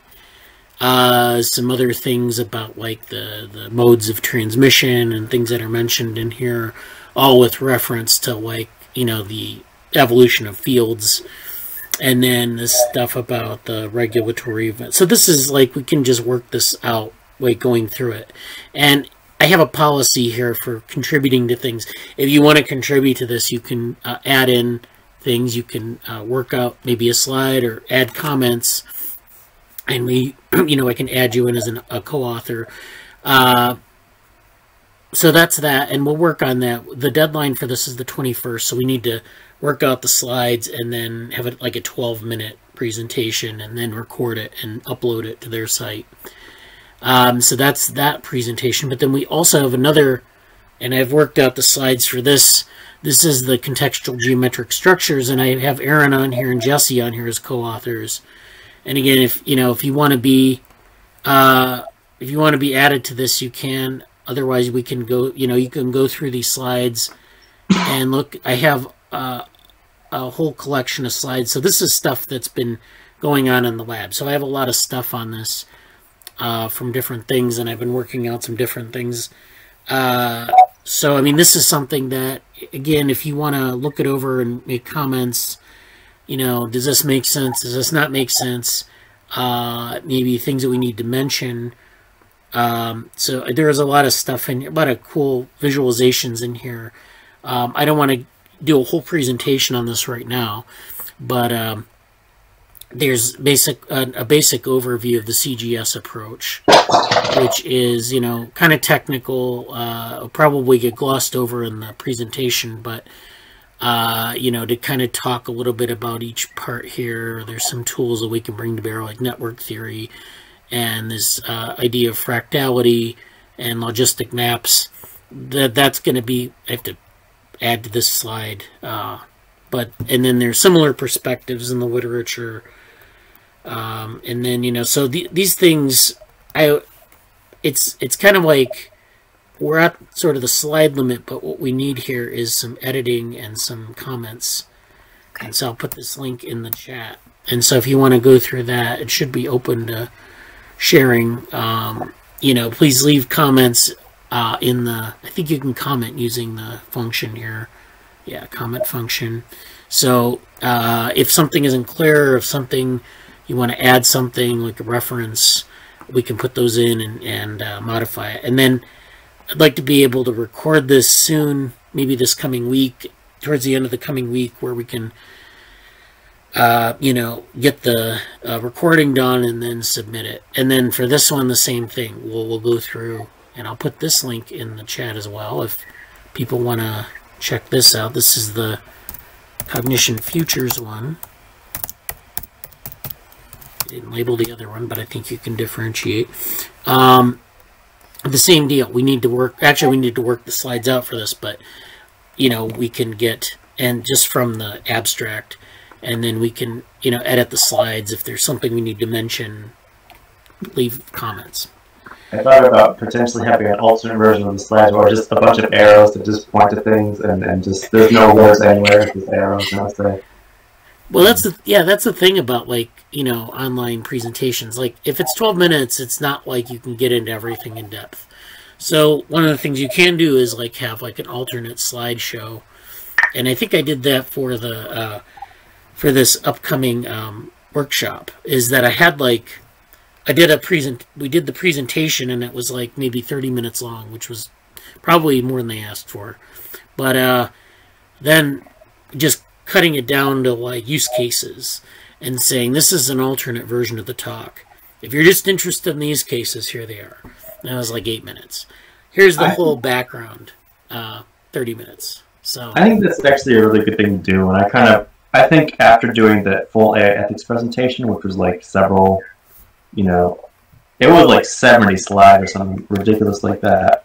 But you know, boiling it down, like I'm actually really interested in a lot of like shorter, like 6, 8, 10, 12-minute presentations on specific topics. I think are something that I want to try to focus on a bit more. Not obviously we have these presentations that have set deadlines and timelines, but like I think a 10-minute presentation is like a really good thing, because the way they did it at like the embodiment workshop, that was really I think that was really great. Especially they had, because they would do these like if you had these like concise presentations on specific topics and then panels. yeah, and, like that was a really nice way to blend it. And maybe that case then we do with the data workshop too. But yeah, there's a lot to do with these things, and I'm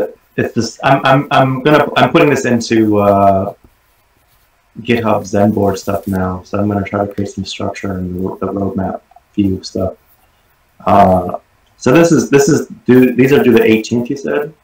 Well, the deadline is the 21st, but I would like to get it done before then, just to get it all the way. Yeah. Okay. Yeah. Okay. Good. Oh, Bradley, could you extend permissions on the Cognition Futures document? I have access to the other one. Yeah, I'll do that after the meeting. So Great. All right. Thanks.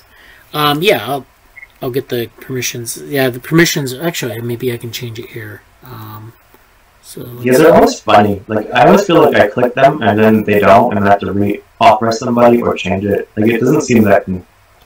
There we go. Try reloading it now. Thank you. All right.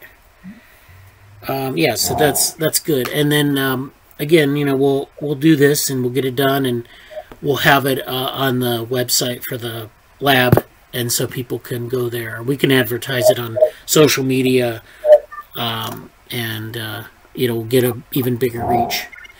So that should be an interesting work. The Cognitive Evolution Society, or the Cultural Evolution Society, should be a pretty interesting conference. So we'll see where that goes. That segues into, actually we have 3 comments in the chat, so I need permissions as well. Well, I opened up the document, so anyone should be able to, if you reload it, yeah. So that's a good segue to the submissions document, and so we do this pretty much every week, just to keep on top of this stuff, make sure that we're not missing anything. So, a lot of things that are grayed out have passed. The red is stuff that's been rejected. The green is stuff that's been accepted. There's other things that are outstanding, and so that's where we go here. The Neuromatch Academy, so this says project, and what that means is that it's during Neuromatch Academy we usually do a project. We had a project from last year. We might recycle that for this year, or alternately we can do this project. It's on the Cybernetics, in the Cybernetics category. We can do this just as like a data analysis thing. I'm not really sure what we're going to do for Neuromatch Academy yet, but that's...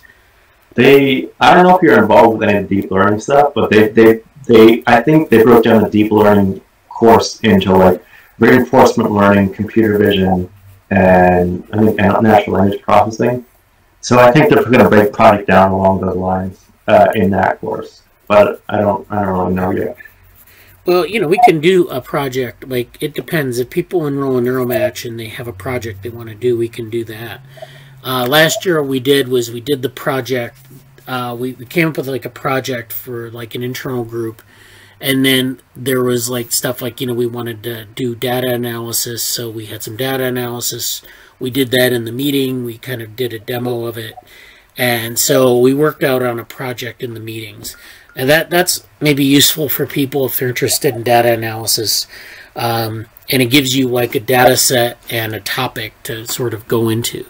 But we can do, we can be pretty flexible with this. So I would definitely think more about it, especially in terms of like, a shared data, a group data analysis that we can do. Let's see. There's this AI lexicon, AI Now project. Whatever happened with that? That's done. That's okay, passed. So what should I color code that? Like, probably red. Red. Oh well, I mean, I don't. It's just we didn't do anything with it ultimately. I'm actually looking at that. I don't know if they're still accepting new things, but that's sort of like not nothing. Nothing was submitted to that specific topic right now, but we may work that again in the future. But there's nothing like there right now. All right. Well, I mean, I don't know what to color code this. Maybe even this color, which is like kind of a holding pattern. I don't know what color that is. It's this one here. All right. Let me get that. All right. Oops. I don't want to do that. Okay. Yeah, I'll probably spend a lot of time doing this now. Yeah, I would just undo that. Yeah, just undo that. Yeah. Okay. So then this is done. This is this was done actually. I don't know why I have this uncolored. Right. And so that's that. Then there's this NeurIPS submission date. So NeurIPS for the main conference. It's May 19th for the submission and May 26th for a full paper. The abstract submission is, I don't know why they do it separately, but so if you're interested in the main track, you can do that. There are also a lot of, like I said, a lot of workshops that are sort of collaterals that you can apply to, but those are later dates. This one here, the application for interest groups for Cognition Futures, that was May 3rd. So did you do that, Jesse, or not? Yes. Okay. I did submit that. No word so far. I don't... Honestly, it was a little bit confusing, but I did... Basically, it was sort of like... I mentioned you as a, like, person... It was like, would you want to set up kind of a panel discussion group, and would you want to have, like... It was like basically having like a small breakout session at the event, I guess. And I was like, yeah, if you want to talk about trajectories of stuff in cognitive science. I don't remember what I wrote, but I did. That had been submitted. Okay. Like breakout discussion on trajectories in cognitive science. I think I should have. I think I have my submission recorded somewhere, but I don't. Okay. yeah, if you could, like, I don't know, put a link to that in here. Or I don't know if it's like a thing that you just got like a web form back or whatever. But yeah, it was basically just filling out a Google form. I don't even know if I got my answers responded to. So. Okay, well, we'll see. Yeah, keep me posted on that. So this I think this was Krishna Positive Feedback in AI paper. It says NeuroSim, but I mean, it doesn't have to be that. Is there anything to report on that, Krishna?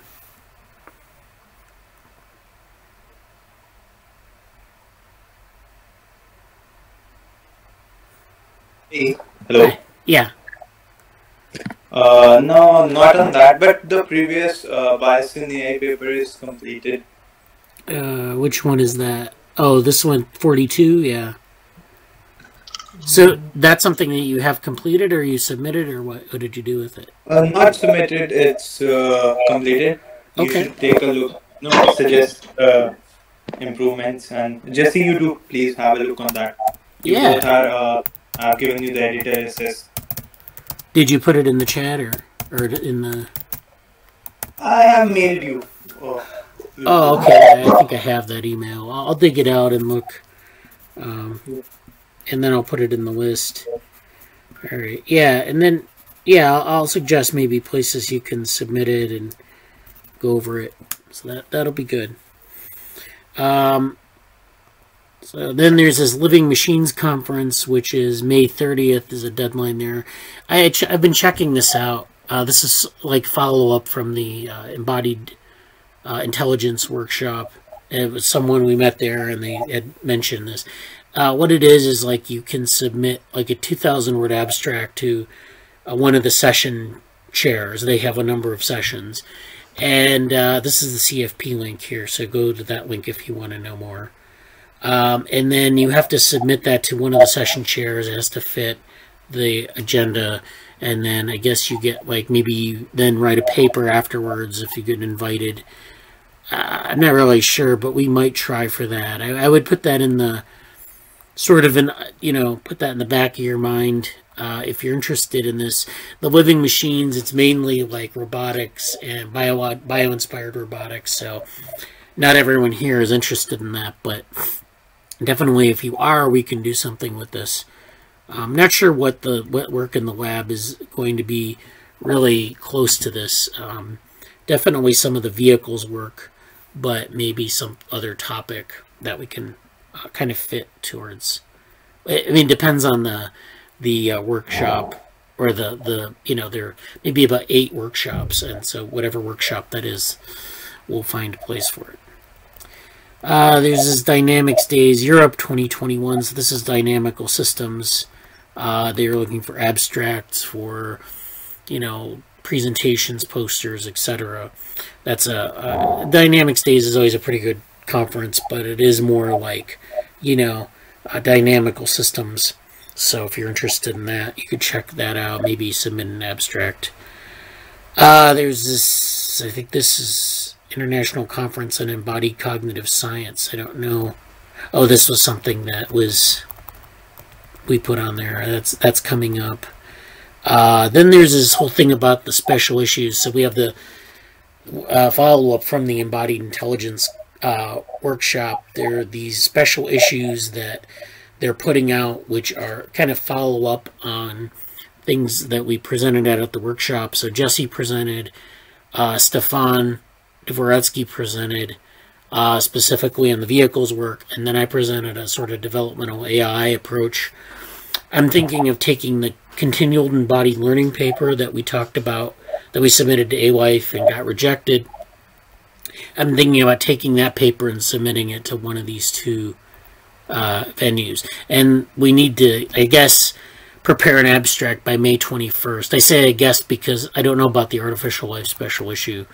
But like basically to take that paper, recycle it for one of these venues, and then maybe, add to it. So like the comments in the reviews that we got were pretty much like, this isn't really like, you don't have any hard results necessarily in the paper. There are a lot of different things, but we can work on it. work on from the comments and maybe expand it a little bit, including some of the stuff I showed last week on the the development of vehicles and things like that. So we can add to it, and then we can also add some behavioral developmental things as well. I mean, it's really a matter of just kind of laying out this idea, and we'll see if they go for it. Then there's this thing that I added. Jesse and I looked into this week. The International Society for the Study of Information. And this is due June 15th, so this is a ways down the road. We need a extended abstract for this. Yeah, is that the BICA one? Yeah, it is. It is. Okay, because one of my friends, Dan, reached out to me to work with me with that, but I feel like we could also submit something that's, like, directly relevant. So. Yeah.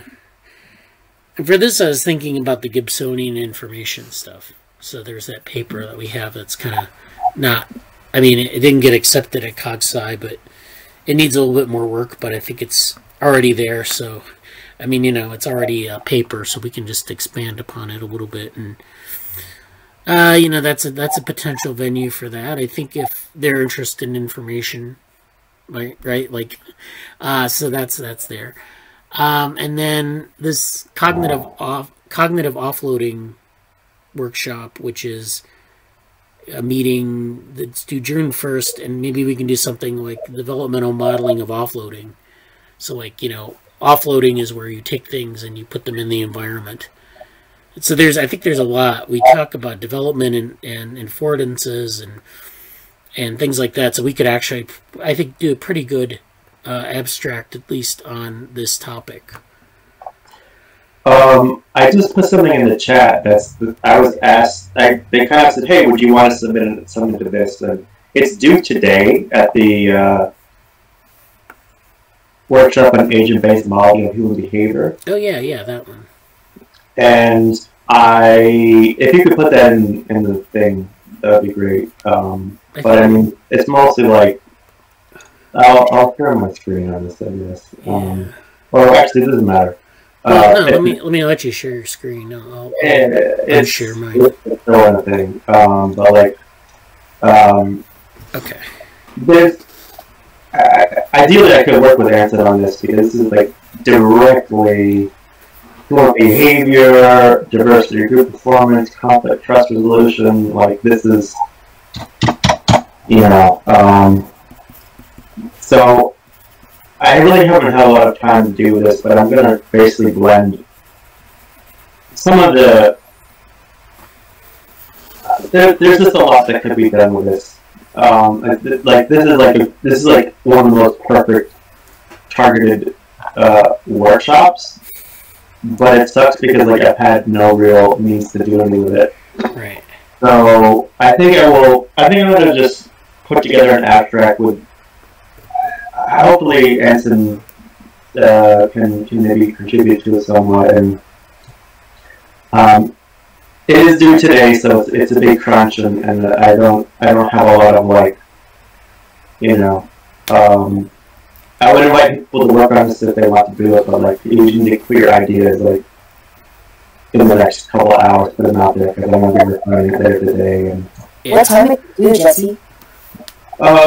Basically tonight. They're really kind of loose because this is even updated information here. So I'm assuming it's like later this evening, like anywhere on Earth today. They sent me an email and I was like, hey, your dates are past. Like, oh, you can. They pushed everything back basically. Yeah. Anywhere on Earth, that's a really good way of showing time. That's good. Yeah, it's like the last time zone on Earth, which is like I think hour before Hawaii or something like. Yeah. What type as we fly? It's good. So yeah, if just pointing that out there. So I'll be working on that today. But it's sort of like it's a non-ideal situation, but it's just I have to. It's too good. It's too like on point for so many things, and especially if I can get some time with Anson to sort it out. Yeah.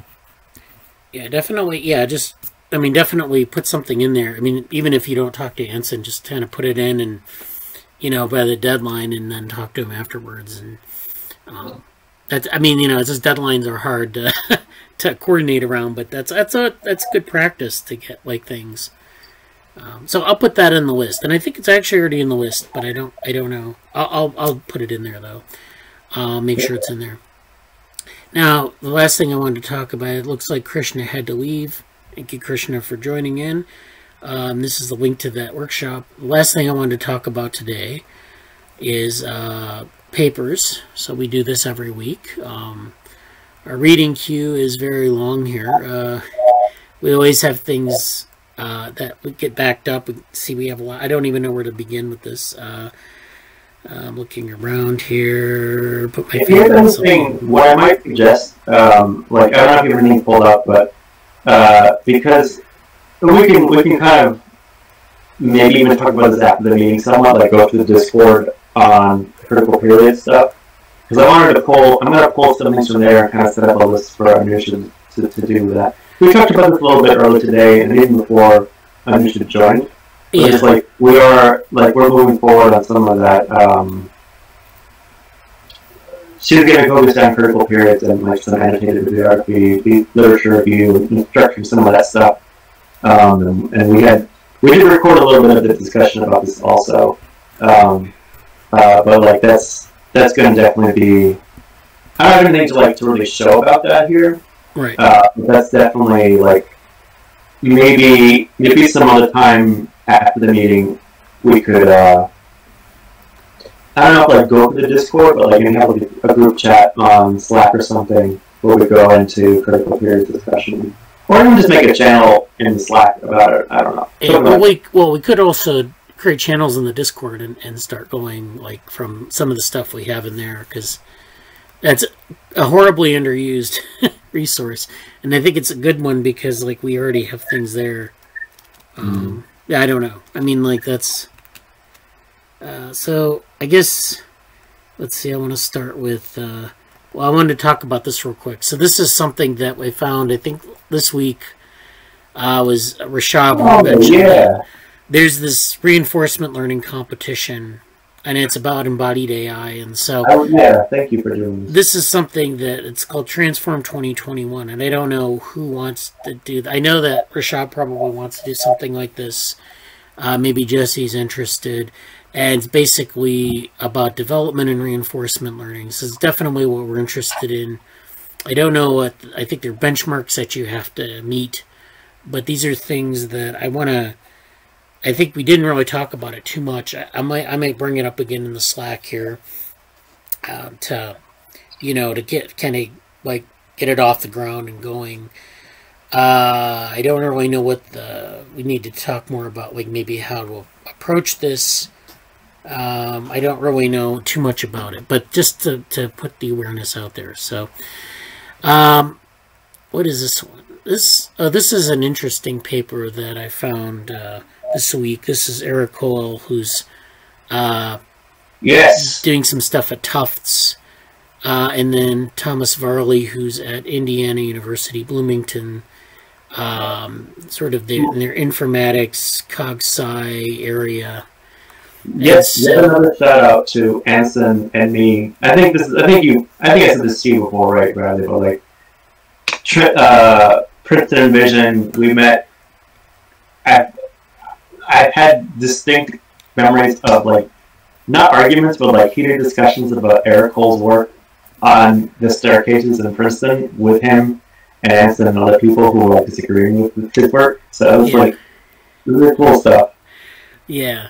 So this is it's very layered, and I don't want to get too much into it here, but there's this, so basically the argument is reduction always a good scientific strategy? Does it always lead to a gain in information? So their argument is that, there's this approach in science, a reductionist approach, which, what do you do in science to find like a mechanism or to find out about how something works? Well, you go down to the lowest level you can. So in physics, we do this with particle physics. It was like, okay, we could study gravity, by looking at objects. We can also look at the, particle physics of it. And that gives us a fundamental, so the idea is you go down levels, levels of organization, and you say, what are the fundamental components of some relationship? And they do in biology too. This is why people have invested so much in genomics, because genes are sort of like this fundamental unit of biological complexity.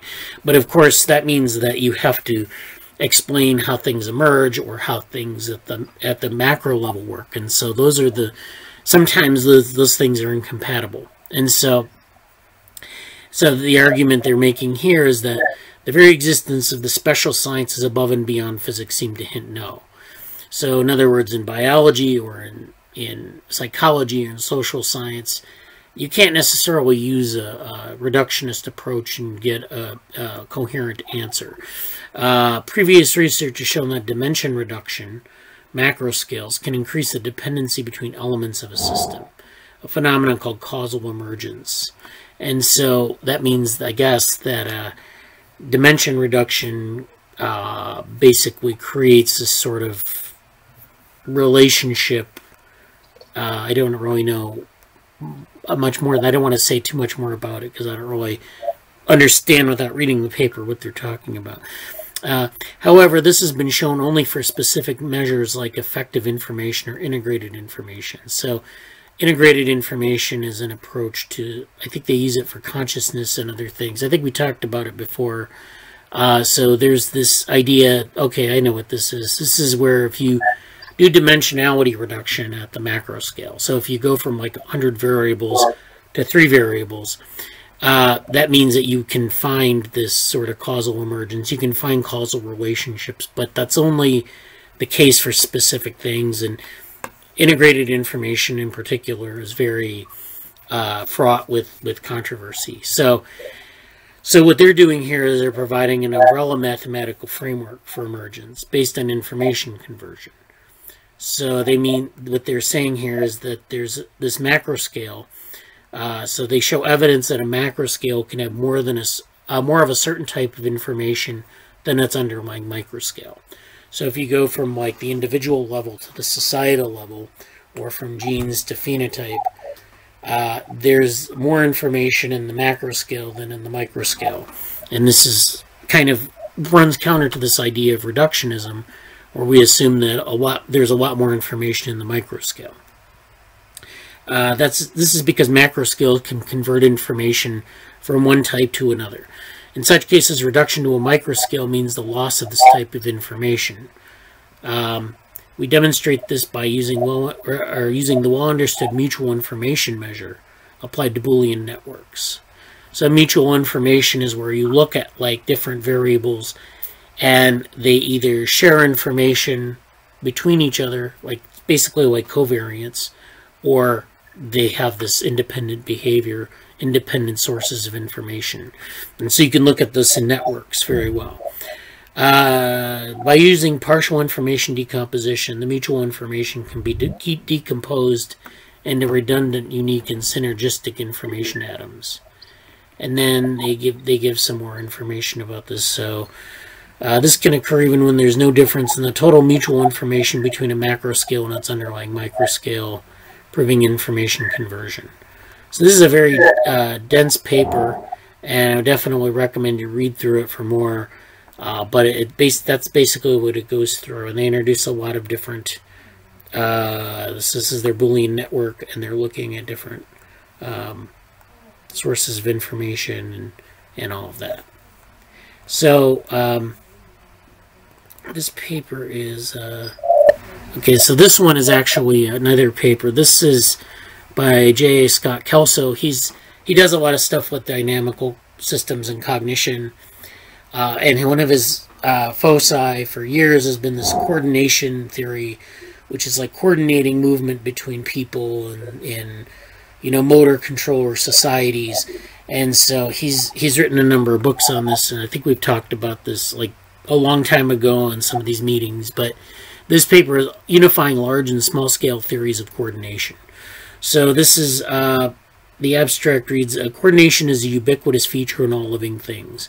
It occurs by virtue of informational coupling among component parts and processes and can be quite specific. So this is where you have brain cells or neurons resonating to signals in the environment, like, you know, in training your neural response to a metronome, which is a thing that ticks and keeps rhythm. You know, you can keep track of something like that in the environment and generate some sort of rhythm, maybe by dancing or by walking. So these things can be synchronized, or sometimes they're non-specific types of information coupling, such as when simple diffusion creates a source sink dynamic for gene networks. So they're basically talking about theoretical models of coordination, from bacteria to brains to social groups. So there's this wide range of systems that you can apply this model of coordination to, and they don't necessarily share any underlying features other than that they're complex systems. These models typically focus on systems with very large numbers of elements, so it could be like hundreds or thousands of units, or systems with only a few elements coupled together, like two individuals or a pairwise relationship. They're sharing a common inspiration in nature's propensity to generate dynamic patterns. Both approaches have proceeded largely independent of each other. So, you know, you have these pairwise relationships, you have these really large-scale systems, and they have these coordination behaviors that have been considered independently. But now they're coming up with a theory that unifies these. So we would like a theory that applies the phenomena observed at all scales, from any, you know, from the micro scales to the macro scales. So then it talks about some recent experimental research on intermediate sized ensembles and between the few and the many proves to be the key to uniting large and small scale theories of coordination. Disorder order transitions, multi-stability, order phase transitions, and especially metastability are shown to figure prominently in this. So these are all words that are defined in the paper. These are all, you know, when you're learning about a new area, you often want to go to the jargon or the terms that you don't understand and figure out what the definitions are. So all these terms are very common in complex systems, but maybe some of you won't know what they mean. So I would look through the paper and read and figure out what those terms mean. But they all basically refer to sort of stability in ways people have thought about, like how things change over time, transitions, or how things remain stable over time. And, you know, there are different ways people have thought about that and measure it. So that's not the only way that that can happen. It's just that that's the way it's happened in the literature. So they come up with this coordination dynamics that operates at all scales. So he goes through some different statistical mechanics models, another model based on something called Synergetics, which is a nonlinear dynamics approach, and they're making this connection, this theoretical connection between systems. So again, we talked about dynamical systems earlier. This is definitely a nice paper. It's very dense, again, with a lot of graphs and a lot of technical jargon, but this is something that if you're interested in dynamical systems, you maybe want to check out. What was this again? This was an entropy. So this was entropy journal. Okay, all right. It's the same. I didn't know if it was a change of paper, but okay. Oh, okay. Let me put that in the chat. And we have 8 comments in the chat. So let's see what we have in the chat. That's the drive. If you need permissions, let me know. So this is, let's see, we have, oh yeah, okay, Angela would be interested in the data privacy workshop. Erin says, reminds me of ANOVA, analysis of variance. Yes, there's a connection between ANOVA and mutual information, and there are a lot of interesting connections between a lot of the statistical approaches, but that's something we can talk about at another time. Amal George Christ University, Bangalore. Oh, that's this link here to this paper. Dimension level analysis, ANOVA. So there's a whole discussion to be had about that. I gave you the link to the papers, and then Erin says, beautiful with the Synergetics approach.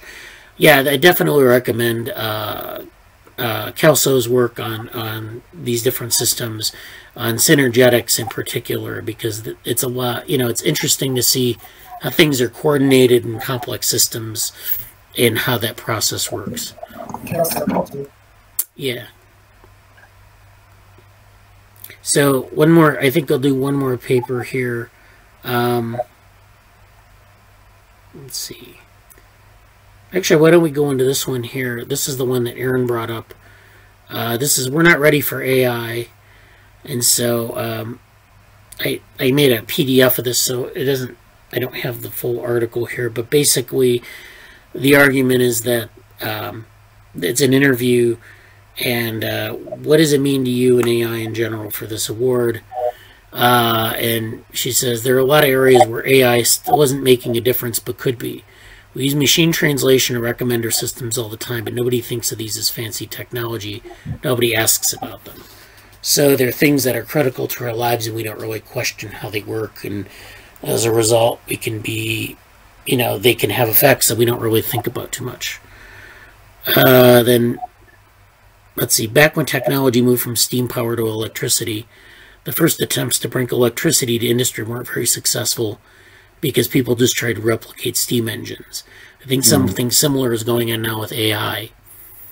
And so we need to figure out how to integrate it into many different areas, but not use it in a way that's like the way we've always used it. Just because it needs to be take into account the domains that it's going into.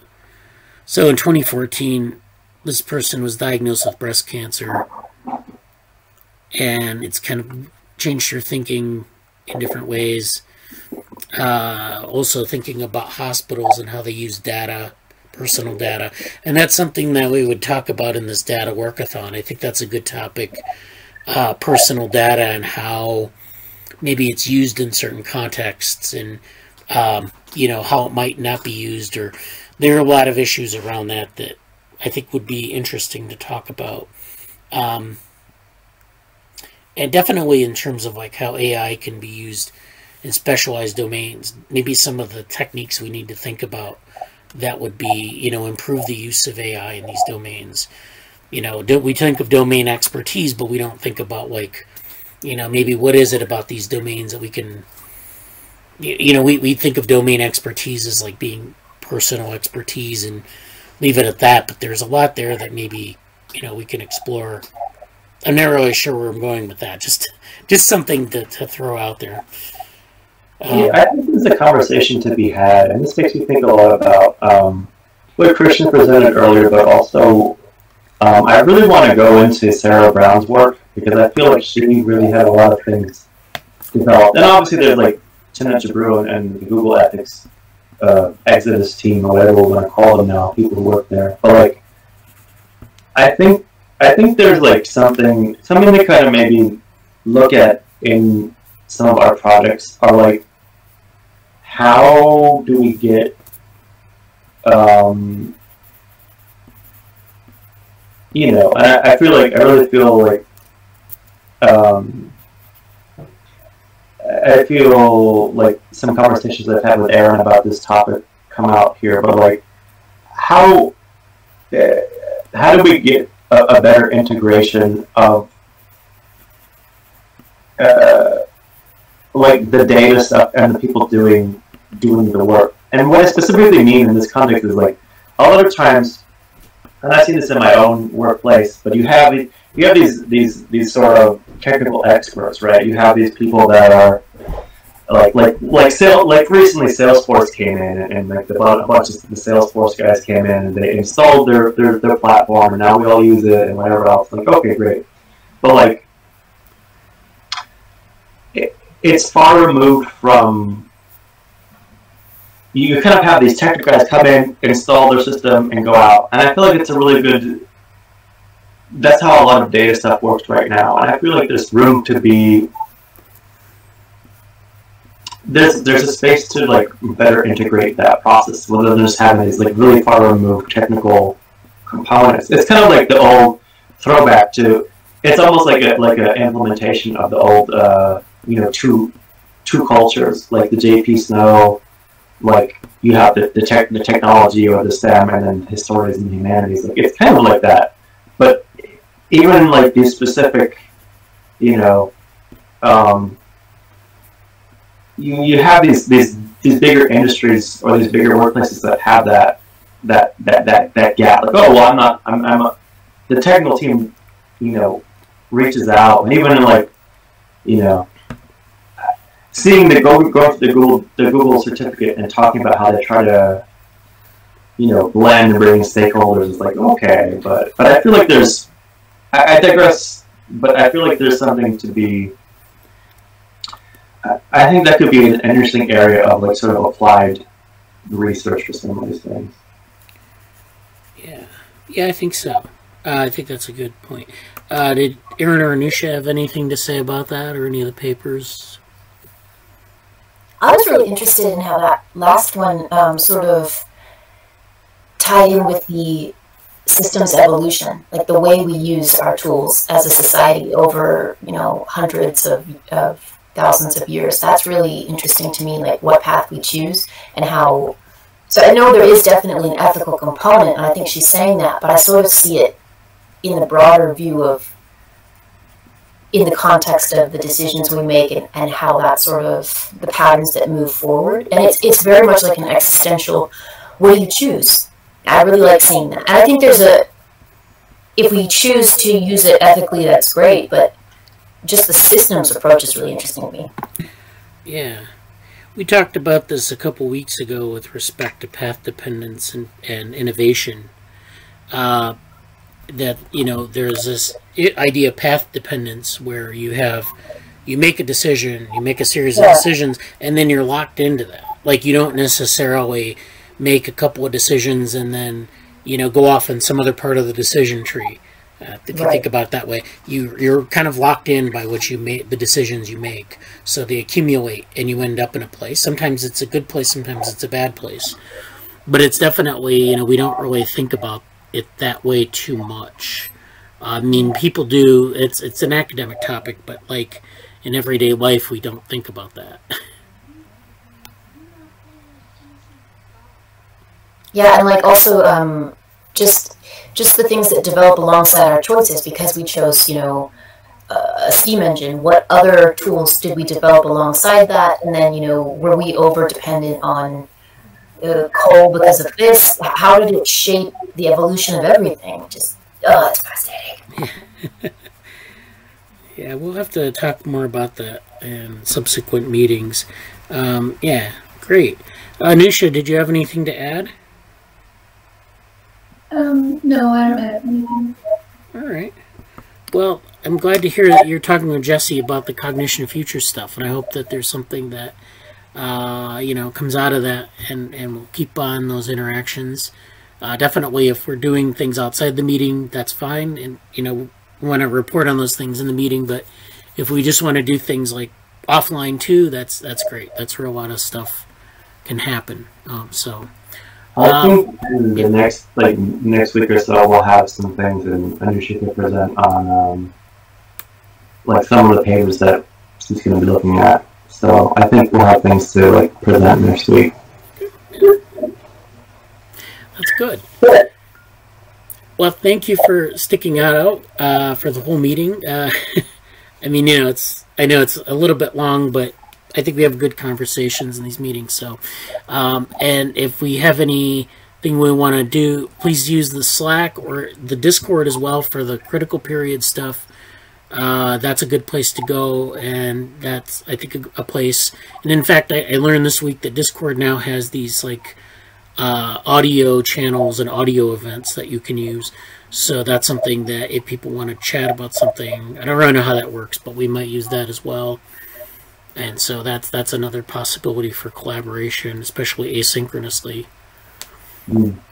So if we don't have anything else, okay, actually, I just wanted to thank Anusha and Jesse and Bradley. I'm so glad that you all get together and do this and allow me to come. It's a really great way for me to. I look forward to it. Yeah. So thank you for making this happen. Oh, no problem. Yeah, thanks. So next week we might not meet because Saturday we're having the workshop for our Emergent Interactions workshop. And so that's probably going to overlap with this meeting. I'll look up the timing on it and see if we can have a meeting or not. But I'll let you know by maybe Wednesday whether we're going to have a meeting next week. But if we do, then I'll see you there next week. If we don't, then you're welcome to. I don't know if they're going to record this session or what the situation is, but we'll definitely have some conversation follow up from that workshop. So, yeah. On my end, like Cognition Futures will definitely be meeting probably Wednesday or Thursday again. It might end up being Thursdays or potentially Tuesdays, just because Wednesdays are kind of being crowded with stuff. So there's going to be stuff for that. I might even do a recording, like just a little, like if it's, even if we're just going over a paper or something, like that will happen one way or another. And there's a lot of stuff on the society ethics team to sort out, but I don't know if there's going to be a specific meeting for that right now. I think that'll be something that we talk about a lot. Everybody seems to be comfortable using Slack, so please let's just keep using that. And we could maybe make a specific channel about that workshop. But I think there's a lot of things that could be coming from that. So maybe specific discussion about the workshop, Bradley's like mini conference idea. And like the hackathon component too, like something like that would be fun. Or like even like concept hackathon or whatever. And there's a lot of like, between things that Angela said, Erin said, and that we've all said, I don't know when, but there's some specific projects that are like on the verge of crystallization. And I hope to have, if we don't meet next week, I think in 2 weeks' time there'll be a lot more crystallization of the ethics related stuff. So that's kind of my outlook for that. Okay, that sounds good. All right, thank you. One more thing, like I think later today I'm going to just go through the Zen Hub, the roadmap, and kind of give an update. Cause there's stuff on there that I kind of want to just mention and clear out, and it can be kind of like bonus information, but just to kind of show what's happening on those old projects and where we're going with the next stuff. So I'm going to do is a recording of that later today. Okay, well that's great. Thanks. Okay, talk to everyone later. Take care, everybody. Bye. Thanks.